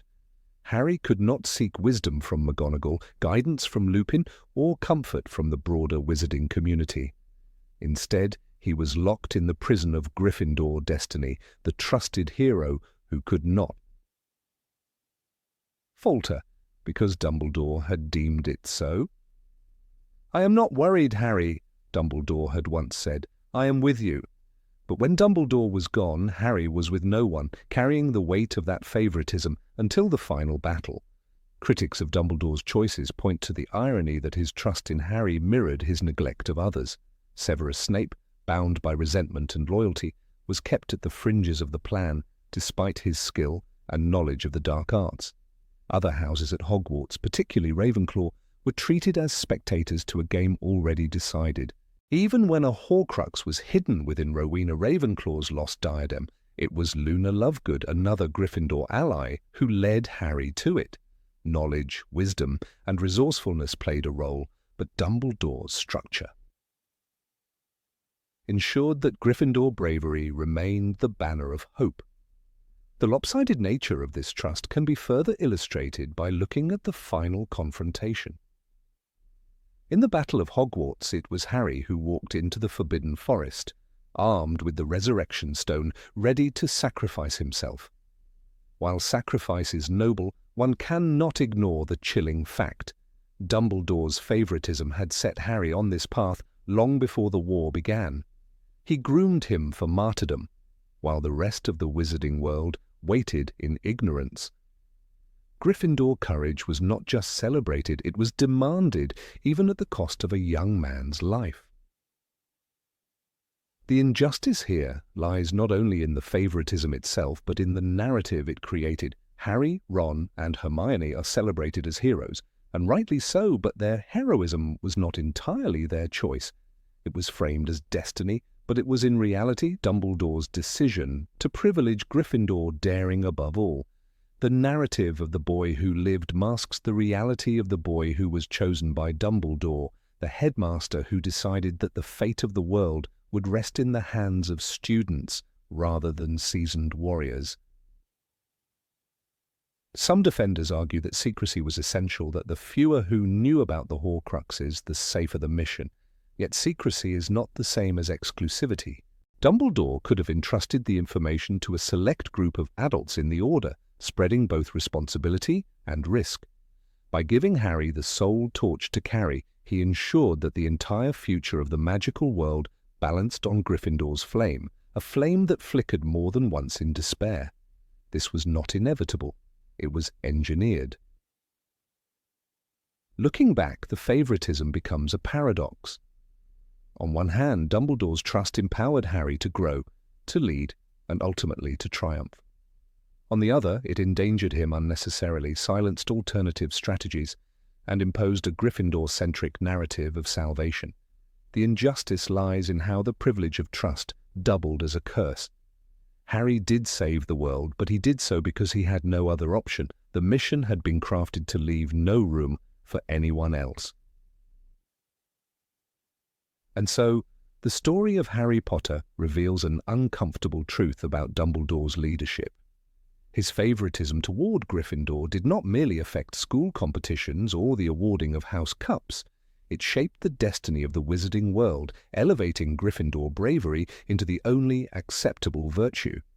Harry was trusted, yes, but he was also cornered. He bore the mission of the Horcruxes not solely because of prophecy, but because Dumbledore decided that Gryffindor would once again be the house that saved the world. Number 23, Dangerous Monster Book gifted to Harry without consequence. Harry Potter's third year at Hogwarts opened with a strange and unsettling gift, one that immediately set him apart from the rest of his peers. When Hagrid, newly appointed as the Care of Magical Creatures professor, presented him with a copy of the Monster Book of Monsters, it was not just an unusual present, it was a dangerous one.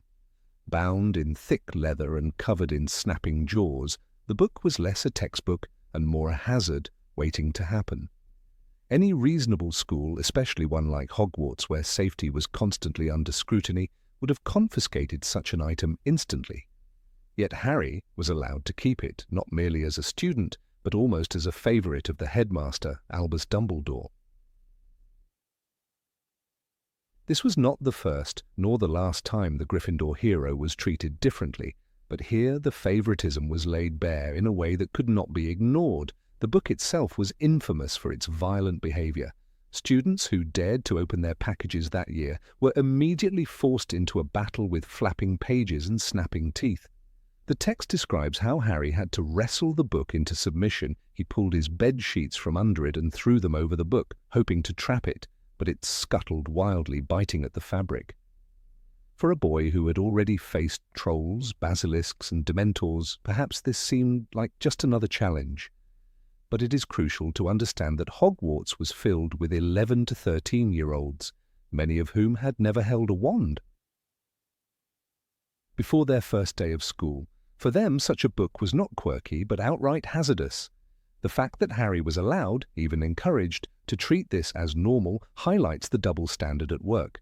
Hagrid's decision to assign this book was questionable enough, but what truly revealed the bias was how the administration responded, or rather, failed to respond. A dangerous object circulating in the hands of students should have raised alarms. Imagine if a Slytherin had gifted Draco Malfoy such a weapon-like book. Filch would have been sent to confiscate it, and parents would have written furious letters to Dumbledore demanding answers. But because the book was connected to Harry, because it was Harry's friend who had given it, the danger was swept aside. The favouritism here lay not only in what was allowed, but in what was ignored.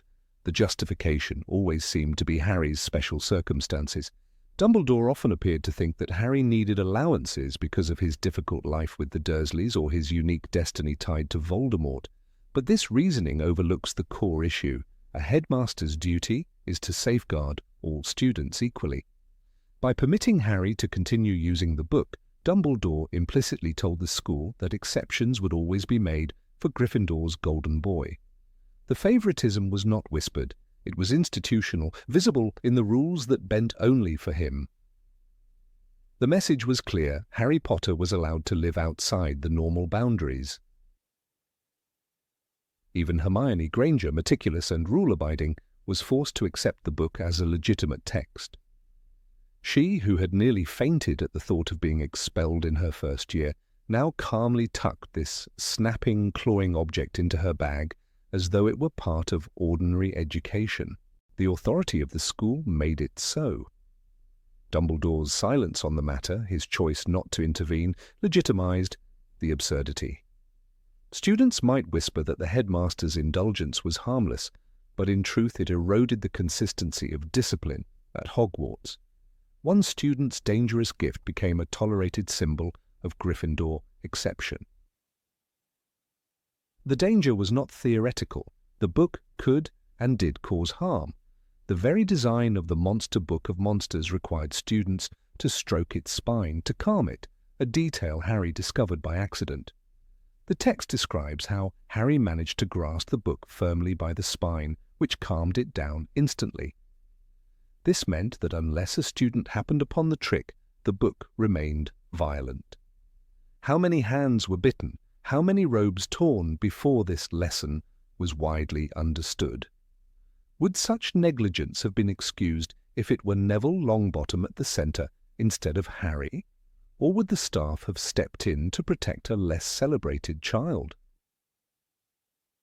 The broader context of favouritism becomes even clearer when one considers Hogwarts' history of handling dangerous objects. Remember the time when Fred and George Weasley attempted to smuggle trick items into the school? Filch would pounce immediately, confiscating everything from dung bombs to fanged frisbees. The Weasley twins were constantly in trouble for introducing even mildly hazardous products. Yet here was Harry Potter, openly carrying a snarling book with teeth sharper than any trick sweet, and not a word of reprimand was spoken. The rules were not applied evenly, they bent according to who held the object in question. Dumbledore's partiality towards Gryffindor had been evident in countless small ways. The House Cup victories that always seemed to swing their way at the last moment, the leniency shown after midnight escapades, the tolerance for rule-breaking if it served a noble cause. But the case of the Monster Book of Monsters was different. It was not about house points or secret corridors. It was about physical safety, about whether a school would allow a known danger into its classrooms. By letting the book remain in circulation, the favouritism crossed into negligence. Harry's presence seemed to justify what would otherwise be indefensible. Hagrid, of course, had his heart in the right place. His affection for Harry coloured everything he did. But this was precisely why Dumbledore's oversight mattered. As headmaster, he should have balanced Hagrid's enthusiasm with the responsibility of leadership. Instead, he permitted Hagrid's bias to blend with his own, creating a chain of favouritism that ran from professor to pupil. Harry was not just being indulged, he was being set apart as someone who could handle what others could not, whether or not that was true. It was favouritism dressed as destiny. This favouritism also created tension among the houses. To Slytherins, already suspicious of Dumbledore's Gryffindor leanings, this was yet another proof of systemic bias. Draco Malfoy, quick to mock, must have seen the absurdity of Harry being allowed to walk around with a snapping book. Ravenclaw's lovers of order and logic would have quietly resented the irrationality of such double standards. Even Hufflepuffs, the most patient of all, would have noticed the discrepancy. In small, unspoken ways, the trust between houses frayed because the headmaster's favouritism was impossible to ignore. The incident also revealed how Harry himself had internalised this exception. He did not question why he was permitted to keep such a book. He did not wonder if other students were given the same allowance. For Harry, the unusual had become ordinary, because the system kept bending for him. This is not to say he asked for favouritism. Often he disliked the attention, but the indulgence shaped his experience. His world was subtly structured to favour his journey, even at the expense of fairness. Dumbledore's choices made Harry both special and separate. One cannot forget the symbolic weight of books at Hogwarts. Textbooks were meant to be guides, repositories of knowledge, not adversaries to be wrestled. By allowing Harry's book to bite, claw, and snap, the school blurred the line between education and recklessness.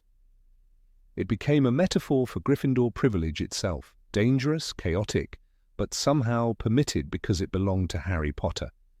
Other students had to adapt to this reality, normalizing what should never have been normalized. The book was no longer just a hazard, it was a symbol of double standards enshrined at the heart of the institution. This favoritism set precedents. If Harry could keep his biting book, then why should others not demand similar indulgence? The answer, unspoken but clear, was that they were not Harry. Dumbledore's favoritism was personal, rooted in prophecy and affection, but to the wider school it looked like simple partiality. When rules bend for one, they lose their authority over all. The dangerous book thus became more than a quirk. It was a crack in the integrity of Hogwarts governance. Even years later, when readers revisit The Prisoner of Azkaban, the episode of the Monster Book of Monsters lingers as a vivid symbol of how favoritism shaped Harry's journey. It is easy to laugh at the image of students chasing their textbooks across dormitory floors, but beneath the humour lies an uncomfortable truth. The headmaster of Hogwarts, the wisest wizard of his age, chose to allow one boy's experience to outweigh the safety of many. And in doing so, Dumbledore showed that even in a world of magic, favoritism could be as sharp and biting as the teeth of a book that should never have been opened. Number 24. Harry and Draco's duel treated as a childish prank. Under the flickering torchlight of Hogwarts' stone corridors, the first-year students carried with them an intoxicating sense of adventure, believing the castle to be a playground for mysteries. When Harry Potter, newly sorted into Gryffindor, and Draco Malfoy of Slytherin clashed in their now famous duel, it was more than a childish quarrel. It was the first real collision of two rival houses whose animosity defined the school's culture. The incident, recorded in Harry Potter and the Philosopher's Stone, seemed trivial at first. Yet when we look back at how Albus Dumbledore handled the aftermath, questions of fairness emerge. Gryffindor received a surprisingly light touch, while the shadow of Slytherin's punishment loomed much larger. It was an early glimpse into the favoritism that so often bent the rules at Hogwarts. The duel was set for midnight in the trophy room, a challenge Draco Malfoy eagerly proposed after an exchange of insults in the corridors. The text reminds us of Draco's sneering provocation. "You and your friends can meet me tonight, trophy room, midnight. Unless you're afraid, Potter." Harry, brimming with a Gryffindor sense of pride, accepted without hesitation. This decision alone was reckless. Dueling was forbidden to underage wizards, and breaking curfew was a serious offence. Yet Harry and Ron, with Hermione reluctantly tagging along, stepped into the shadows to meet their Slytherin adversaries. The scene held the kind of tension that could have warranted real discipline. Instead, the outcome revealed how Gryffindors could stumble into danger and emerge with reputations polished, not tarnished. Draco never intended a fair duel. He lured Harry and his friends into a trap, hoping they would be caught by Filch. In that sense, Draco's actions were manipulative, calculated, and undeniably against the rules. Yet Harry, equally, was guilty of the same infraction, wandering the castle after hours, intending to engage in a duel he knew was prohibited. Both boys, driven by house pride, walked into trouble. But when the dust settled, Slytherin bore the heavier stain of blame, while Gryffindor's mischief was reframed as courage. The favoritism in Dumbledore's reaction becomes even clearer when compared to how other students were punished for far less daring escapades. The text tells us that the duel never happened as intended. Instead, Harry and his companions ended up running from Filch and accidentally stumbling into the forbidden third-floor corridor, where the monstrous three-headed dog known as Fluffy nearly tore them apart. The situation was perilous, but when it was finally revealed, no direct punishment followed. McGonagall scolded them, docking a handful of points, but the broader narrative brushed aside the fact that these 11-year-olds had broken multiple school rules in one night. Dumbledore, who surely knew of the incident, did not impose severe consequences. The impression left was that Gryffindor's rule-breaking carried a sense of innocence, while Slytherin's plotting was seen as malicious. It is important to recall the contrast with how Neville Longbottom, another Gryffindor, was treated only a few chapters later. When Neville attempted to stop Harry, Ron, and Hermione from sneaking out on the night they pursued the Philosopher's Stone, he was petrified by Hermione's spell. In the aftermath, Neville was celebrated for his bravery, and Dumbledore awarded him 10 points, famously declaring, "It takes a great deal of bravery to stand up to our enemies, but just as much to stand up to our friends." The moral recognition was valuable, but it exposes the inconsistency. Neville broke no rules, yet he was humiliated by his friends. Meanwhile, Harry's midnight adventures carried little penalty. This imbalance fueled the perception that Gryffindor's mistakes were treated as character-building experiences, while other houses faced harsher judgment. One might argue that Draco received his share of punishment, as he too was caught out of bounds, but the consequences for Slytherin were magnified by the atmosphere Dumbledore allowed to flourish. Gryffindor's misbehavior was reframed as youthful boldness, while Slytherin's identical actions were painted as cunning schemes deserving contempt. The very same night, both sides had intended mischief, both sides had broken the rules, yet only Gryffindor emerged with their dignity intact. For Draco, his ploy only reinforced his reputation as a troublemaker. For Harry, the night became another story in the growing legend of the boy who lived. When analysing Dumbledore's leadership, one cannot ignore the symbolic weight he placed on Gryffindor's daring. He often described courage as the highest virtue, while slyness or ambition, traits Slytherin valued, were treated with suspicion. The duel incident was an early and telling example. Dumbledore's silence over Gryffindor's infraction was, in essence, an endorsement. He looked the other way, framing the misadventure as a childish prank. This framing minimized the risk they had taken, ignoring that they could have been seriously injured by Fluffy. Such leniency implicitly told Gryffindors that recklessness was forgivable, even admirable, so long as it was done with a bold heart. It is revealing to compare this with how Dumbledore responded to other breaches. Later in the same year, Harry received a broomstick from Professor McGonagall after being caught flying against orders during Madam Hooch's lesson. Instead of detention, Harry was rewarded with a position on the Quidditch team, the youngest seeker in a century. Again, Gryffindor's disobedience was turned into triumph. This pattern, established early, can be traced back to that midnight duel where Gryffindor was quietly excused, while Slytherin's errors were amplified as dishonor. Draco, who had hoped to expose Harry's naivety, ended up being overshadowed by Harry's growing aura of heroism. The favoritism was not lost on the students. Slytherins grew increasingly resentful as Gryffindors seemed to be shielded from real consequences. In the common rooms, whispers circulated that Dumbledore turned every misstep of Harry's into an opportunity for glory. The duel episode confirmed this suspicion. The rivalry between houses intensified, feeding into the culture of division at Hogwarts. By failing to enforce rules evenly, Dumbledore did not simply overlook an infraction, he reinforced the perception that Gryffindor held a privileged place in his heart, and thus in the school. What made the favoritism so striking was its subtlety. Dumbledore never openly declared, "Gryffindor shall be spared." Instead, his inaction spoke volumes. When a headmaster refuses to discipline one house for the same offense another commits, the message is implicit but unmistakable. In the Philosopher's Stone, this favoritism set a precedent that echoed through Harry's entire education. Gryffindor's mistakes would always be softened by the narrative of bravery, while Slytherin's mistakes would always be hardened by the narrative of deceit. The duel that never was became symbolic of Dumbledore's double standard.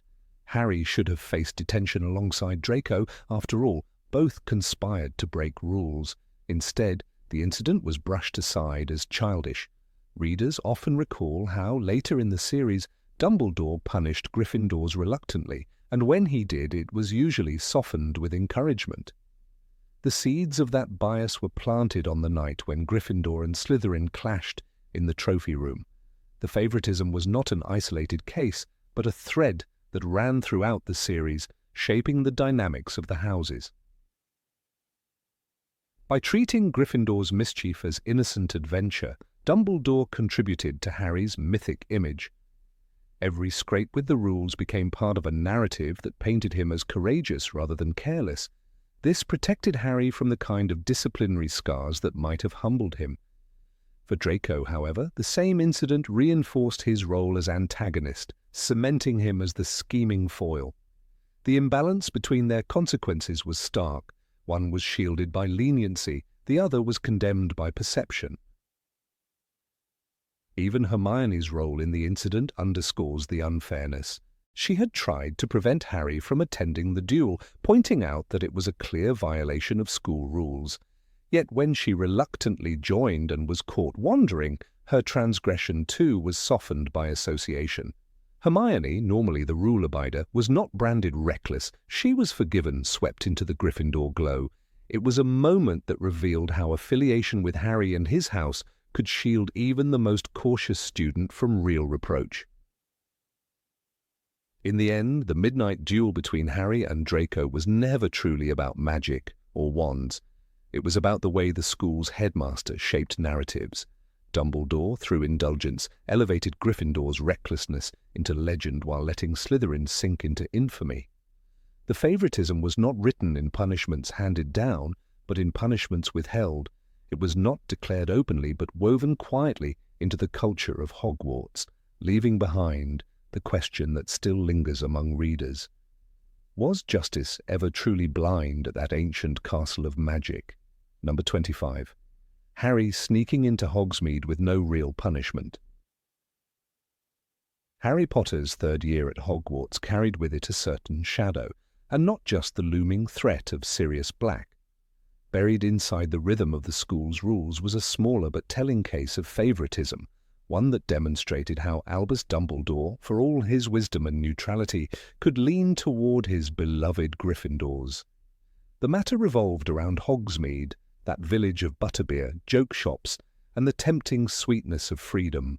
For most students, visiting Hogsmeade required nothing more than a signed permission slip from a parent or guardian. Yet Harry Potter, who had no such signature, repeatedly found ways into the village, and Dumbledore seemed content to pretend that he saw nothing. It was a silence that spoke volumes, a quiet nod to Harry's special status, even when the rules demanded otherwise. The official rules of Hogwarts could not have been clearer. Students of third year and above needed written consent to leave the castle grounds for the village visits. Minerva McGonagall reminded Harry of this in stern tones, telling him, "I'm sorry, Potter, but rules are rules." When Harry turned to his guardians, the Dursleys, he found no compassion. Vernon Dursley flatly refused to sign, more out of spite than principle. From that point on, the matter seemed resolved. Harry was forbidden from going to Hogsmeade, and yet the boy who lived did not surrender to rules, and the headmaster of Hogwarts, the man entrusted with upholding fairness, did not enforce them. Harry's defiance was not random rebellion. His friends Ron Weasley and Hermione Granger had the luxury of freedom, stepping off toward Zonko's joke shop and Honeydukes with the rest of Gryffindor. Harry stayed behind, eyes burning with envy and a desire not to be left behind. Then came Fred and George Weasley, pressing into his hands a piece of enchanted parchment that could change everything. The Marauder's map revealed not only every corner of Hogwarts and the grounds, but also a hidden passage that led straight to Honeydukes' cellar. Combined with his father's invisibility cloak, Harry had the perfect tools to sidestep rules. Every trip was an act of calculated risk, and every return carried the thrill of having outsmarted the adults. It was not a matter of ignorance on Dumbledore's part. The headmaster had known the Marauders themselves, James Potter, Sirius Black, Remus Lupin, and Peter Pettigrew, who had crafted the map in their youth. He had confiscated the invisibility cloak for safekeeping in Harry's first year, then returned it knowingly.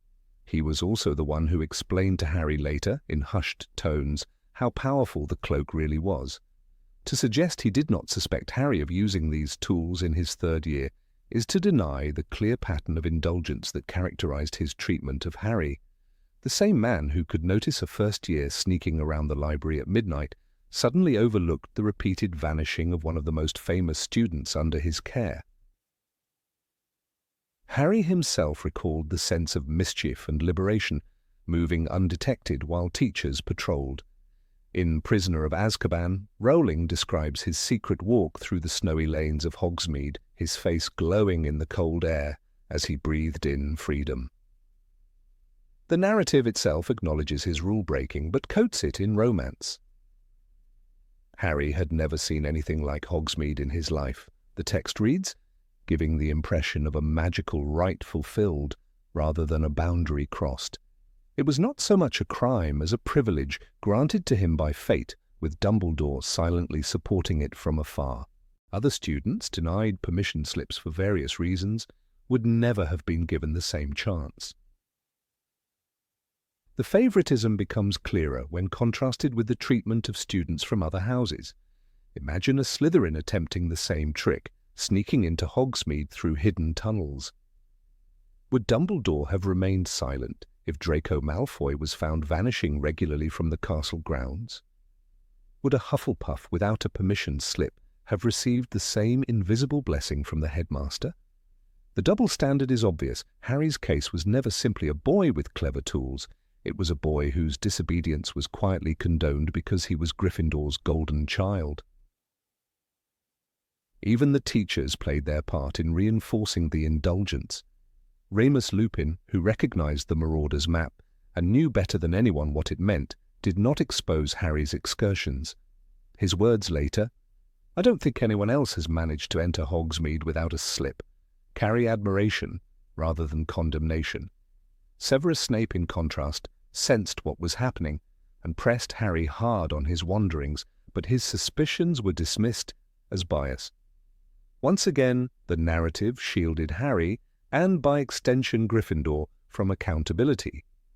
Dumbledore's authority stood higher than Snape's bitterness, and the silence that followed was telling. The entire situation revealed an important truth about Dumbledore's leadership style. He valued intention over action. In his eyes, Harry's visits to Hogsmeade were not acts of rebellion, but signs of resourcefulness and courage, the very qualities Gryffindor prized. Dumbledore had long preached that the school valued cunning in Slytherin, loyalty in Hufflepuff, and intelligence in Ravenclaw, but Gryffindor's traits, daring, nerve, and chivalry, were his personal favorites. Harry's trips into the village, reckless as they were, seemed to him an expression of those traits. In this light, favoritism was not accidental, but part of a philosophy where Gryffindor's virtues outweighed institutional fairness. The irony is that Harry's sneaking into Hogsmeade carried real dangers. Sirius Black was believed to be hunting him, Dementors roamed the grounds, and every adult warned him of the risk. Yet Dumbledore, who had tightened security everywhere else, still allowed this rule-breaking to slide. The same man who told the Ministry that Hogwarts will remain safe did not confront Harry about his repeated disappearances. His silence essentially placed Harry's thrill above his safety, demonstrating not only favoritism but also recklessness. The message it sent to others was clear: if you are Dumbledore's chosen student, exceptions will be made. Some of the sharpest lines in the book underscore the unfairness. When Harry attempted to leave the castle without a slip, McGonagall firmly told him, "The headmaster's rules apply to everyone, Potter." But behind her words was a contradiction. Everyone else was bound by them, except Harry, who had secret means and an indulgent headmaster who never stopped him. The students who had followed the rules could only imagine what they missed. The whispers of Gryffindors returning from Zonkos, loaded with bags of tricks, filled the common room, while Harry boasted silently of his own unsanctioned adventures. The hypocrisy of rules apply to everyone became a silent theme of the year. The favoritism extended beyond silence. It shaped Harry's identity. He learned that his cleverness would not be punished, that authority would forgive his disobedience. The Marauder's map itself, which Lupin later returned to him rather than confiscating permanently, symbolized institutional approval. Instead of being taught that rules matter, Harry was taught that bravery justifies bending them. That lesson would echo in later years as he continued to break rules with confidence that authority figures would defend him. Dumbledore's indulgence in the Hogsmeade matter was only the first of many such signals. Some readers may argue that Dumbledore's silence was tactical, a recognition that Harry's independence was essential in preparing him for the struggles ahead. Yet that justification rings hollow when compared with the rigid enforcement of rules upon other students. No Slytherin was given the same moral training by way of indulgence. No Hufflepuff was told that breaking the rules built character. Only Gryffindor received this educational gift, and Harry most of all. The fairness of Hogwarts dissolved in that imbalance, and the favoritism became undeniable. The consequence was that Harry's story took on an air of destiny, while others were treated as ordinary. In Hogsmeade, Harry experienced a world denied to other restricted students, and Dumbledore let it happen. The laughter in the Three Broomsticks, the steaming mugs of butterbeer, and the whispers of secret passages, all of it belonged to him alone. Rules became flexible parchment in Dumbledore's hands, bent to favour the boy he believed destined to face Voldemort. The fairness owed to every child in the school was lost in the haze of selective indulgence. Looking back, the favouritism in the Hogsmeade incident was small in scale compared with the wars and tragedies that followed. Yet it stands as a clear symbol of how Dumbledore shaped Harry's path. A simple permission slip denied by cruel relatives became irrelevant because the headmaster allowed Gryffindor's chosen son to bypass the rules entirely. The injustice lies not only in what Harry gained, but also in what others were denied. It was favoritism clothed in silence, a quiet act of partiality that revealed Dumbledore's heart leaned more toward Gryffindor than the school as a whole. In this, the story of Harry's forbidden trips to Hogsmeade is more than a side plot. It is evidence of the unfair hand of favoritism, written not in parchment, but in silence. Number 26. Dumbledore allowing Harry to use the invisibility cloak freely. The story of Harry Potter is filled with rules, boundaries, and punishments meant to keep students of Hogwarts safe. Yet within this world of strict magical discipline lies one glaring exception, one that speaks loudly of favoritism. The invisibility cloak, a powerful artifact passed down to Harry in his very first year, became not only a tool of adventure but also a means to break countless school rules with near impunity. At the centre of this permissiveness was Albus Dumbledore, a headmaster who knew more than he ever admitted and yet chose silence when discipline should have been imposed. It is a silence that reveals the bias of a leader whose heart always leaned toward Gryffindor, no matter the consequences. When Harry first received the cloak, it was during Christmas of his first year. The gift arrived anonymously with only a note attached. "Your father left this in my possession before he died. It is time it was returned to you. Use it well." At the time, Harry did not know the gift came from Dumbledore himself. Yet the truth later became clear.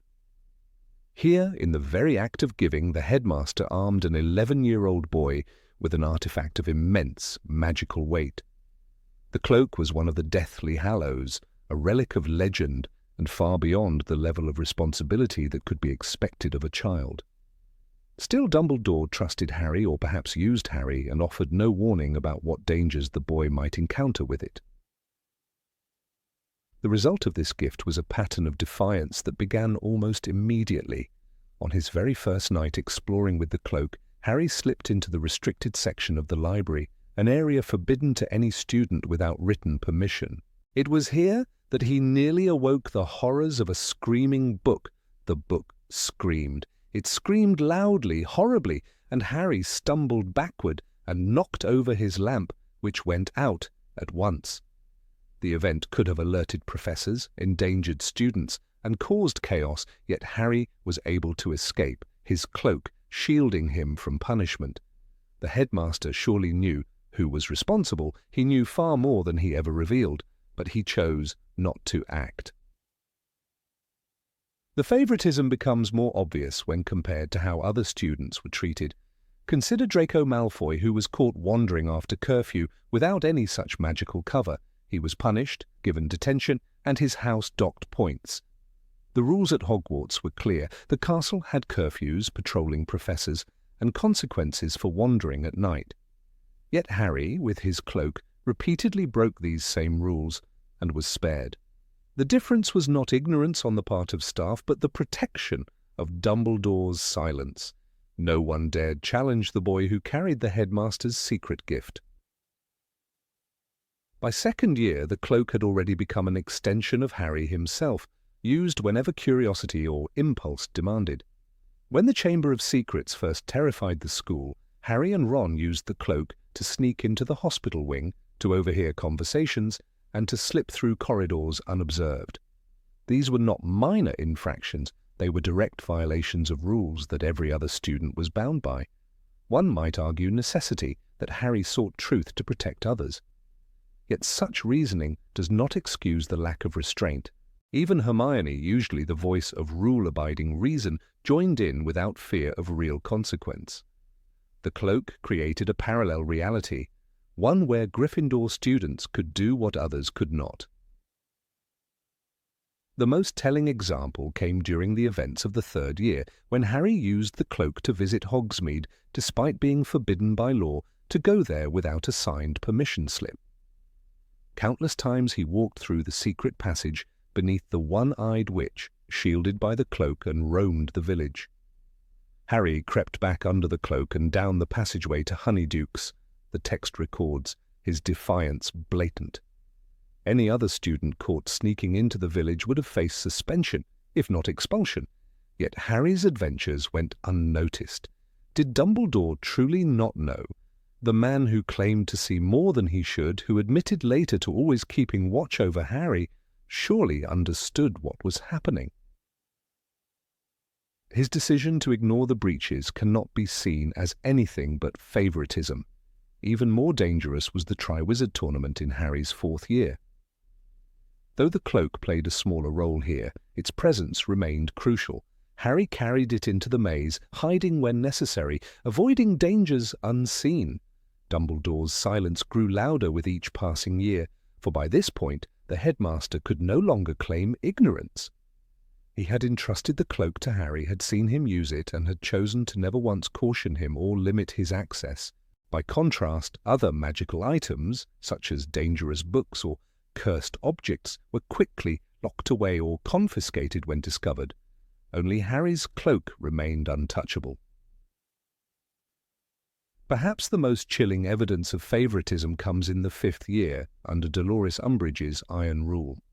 Here, Harry's cloak allowed Dumbledore's army to meet in secret, violating not just school rules, but ministry decrees. Students from Gryffindor, Ravenclaw, and Hufflepuff all risked punishment by gathering, yet it was Harry who could enter and leave unnoticed, protected by the cloak. When the meetings were eventually discovered, harsh punishments were given, yet Harry escaped the worst consequences. Even then, when chaos unfolded, Dumbledore stepped forward and took the blame upon himself, shielding Harry yet again. The cloak and the headmaster's indulgence had allowed rebellion to flourish unchecked. The cloak's role in the sixth year revealed something even darker.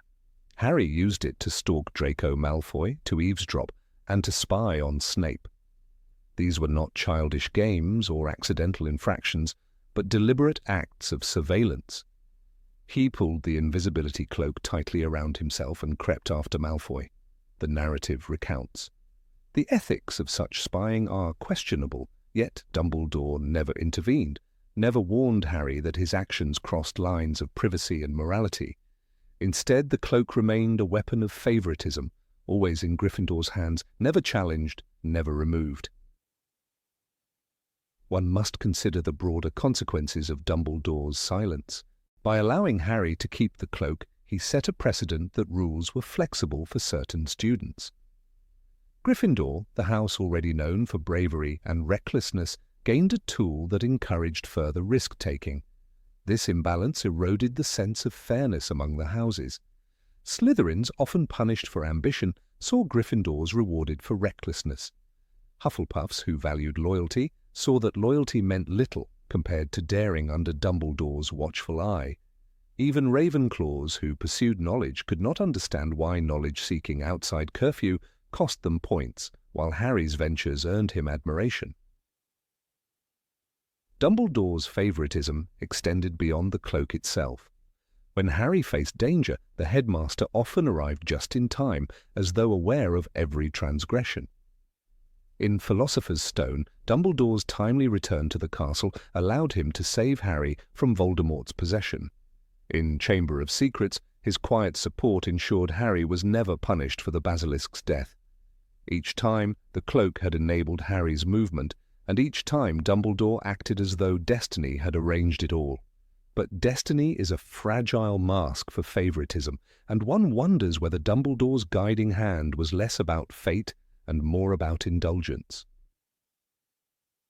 A telling contrast comes when we remember Neville Longbottom, a student punished severely for standing up to Harry, Ron, and Hermione in their first year.